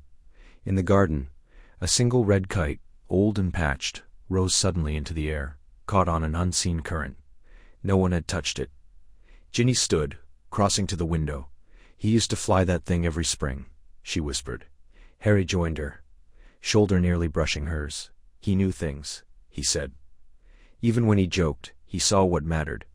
The compass pulsed, once warm and sure, against Ginny's chest. And for the first time in years, the silence between them didn't feel like absence. It felt like coming home. Lane tapped a steady rhythm against the window pane of the cottage, perched on the edge of the cliffs near Porthcurno. The sea below groaned and sighed, rolling in dark swells beneath a bruised twilight sky. Inside, the fire had dwindled to embers, casting long, wavering shadows across the wooden beams of the ceiling. Ginny sat on the worn rug, legs tucked beneath her, the compass resting in her palm like something alive. It had been silent for hours. Not a tremor, not a flicker of motion since they'd arrived that morning. Harry stood by the hearth, sleeves rolled to his elbows, a chipped mug of tea cooling between his hands. He hadn't spoken since he'd said, "It's beautiful here," upon stepping through the door. And it was wild and wind-scoured, the kind of place that felt untouched by time or sorrow. Ginny turned the compass over, tracing the intricate silver filigree with her thumb. The glass face was clouded with age, the needle long since stopped pointing to anything predictable. Once it had spun widely the night she buried Fred, finally settling on the burrow, the place where she felt most like herself, or perhaps the place where she could still pretend he wasn't gone. Another time it had pointed due east, leading her to a crumbling apothecary in Nocturne Alley, where she found an old photograph of the twins, laughing, arms slung over each other's shoulders, frozen mid-prank. But this journey had been different. The compass had tugged her toward Harry, not to his house, not to the ministry, but to a quiet bench in Hyde Park, where he'd been sitting, reading a book on ancient wards, his glasses slipping down his nose. She hadn't planned to approach. She hadn't planned anything. But the needle had trembled so violently in her coat pocket that she'd nearly dropped it. And now, weeks later, here they were, in a borrowed cottage, with salt in the air, and silence between them that wasn't quite empty. "Do you think it's broken?" she asked, voice soft, almost lost beneath the crackle of dying fire. Harry turned, his green eyes catching the last of the light. "It's never pointed to nothing before." "No," she agreed, "but it's never stopped either." She held it out toward him. "Try." He hesitated, then crouched beside her, setting the mug aside. His fingers brushed hers as he took the compass, warm and calloused. For a moment nothing. Then the needle jerked, not violently, but with a slow, deliberate shiver. It spun once, twice, as if confused, searching through memories or desires too tangled to name. Then it settled. Ginny didn't need to look at the direction. She felt it, the quiet certainty in the air, the way Harry's breath caught, the way his thin stilled against the rim of the casing. It pointed not north, not east, not toward any landmark on a map. It pointed between them. Her heart thudded, slow and heavy. Not with panic, not with fear, but with something deeper. Something that had been buried beneath years of goodbyes and unspoken words. She remembered the last time they'd stood this close, wands drawn, hearts pounding, the world ending around them. And now in this hush, in this fragile peace, the compass had led them not to closure, but to a beginning they hadn't dared name. Harry looked up, his gaze steady on hers. "It's never pointed to a person before." "It did once," she whispered. "It pointed to Fred." He swallowed. "And now?" She didn't answer with words. She didn't have to. The compass trembled faintly, as if in agreement, and Harry exhaled, long and slow, like he'd been holding his breath for years. Outside, the wind lifted the sea spray into the air, silvering the windows. Somewhere, a gull cried, and in the quiet between them, something unbroken, settled into place, not fixed, not healed, but found.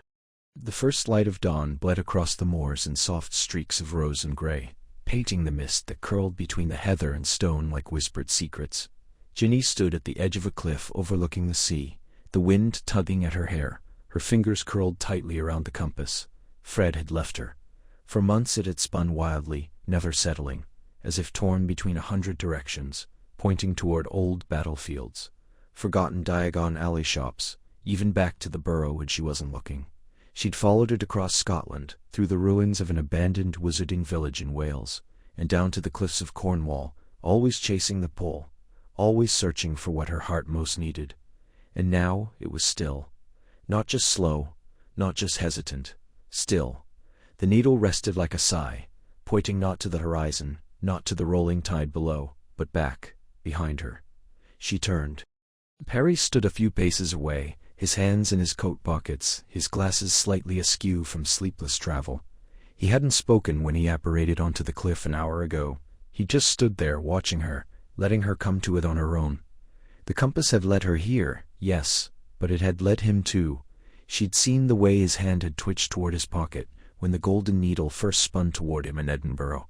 He hadn't believed it then, neither had she, but now the needle didn't lie.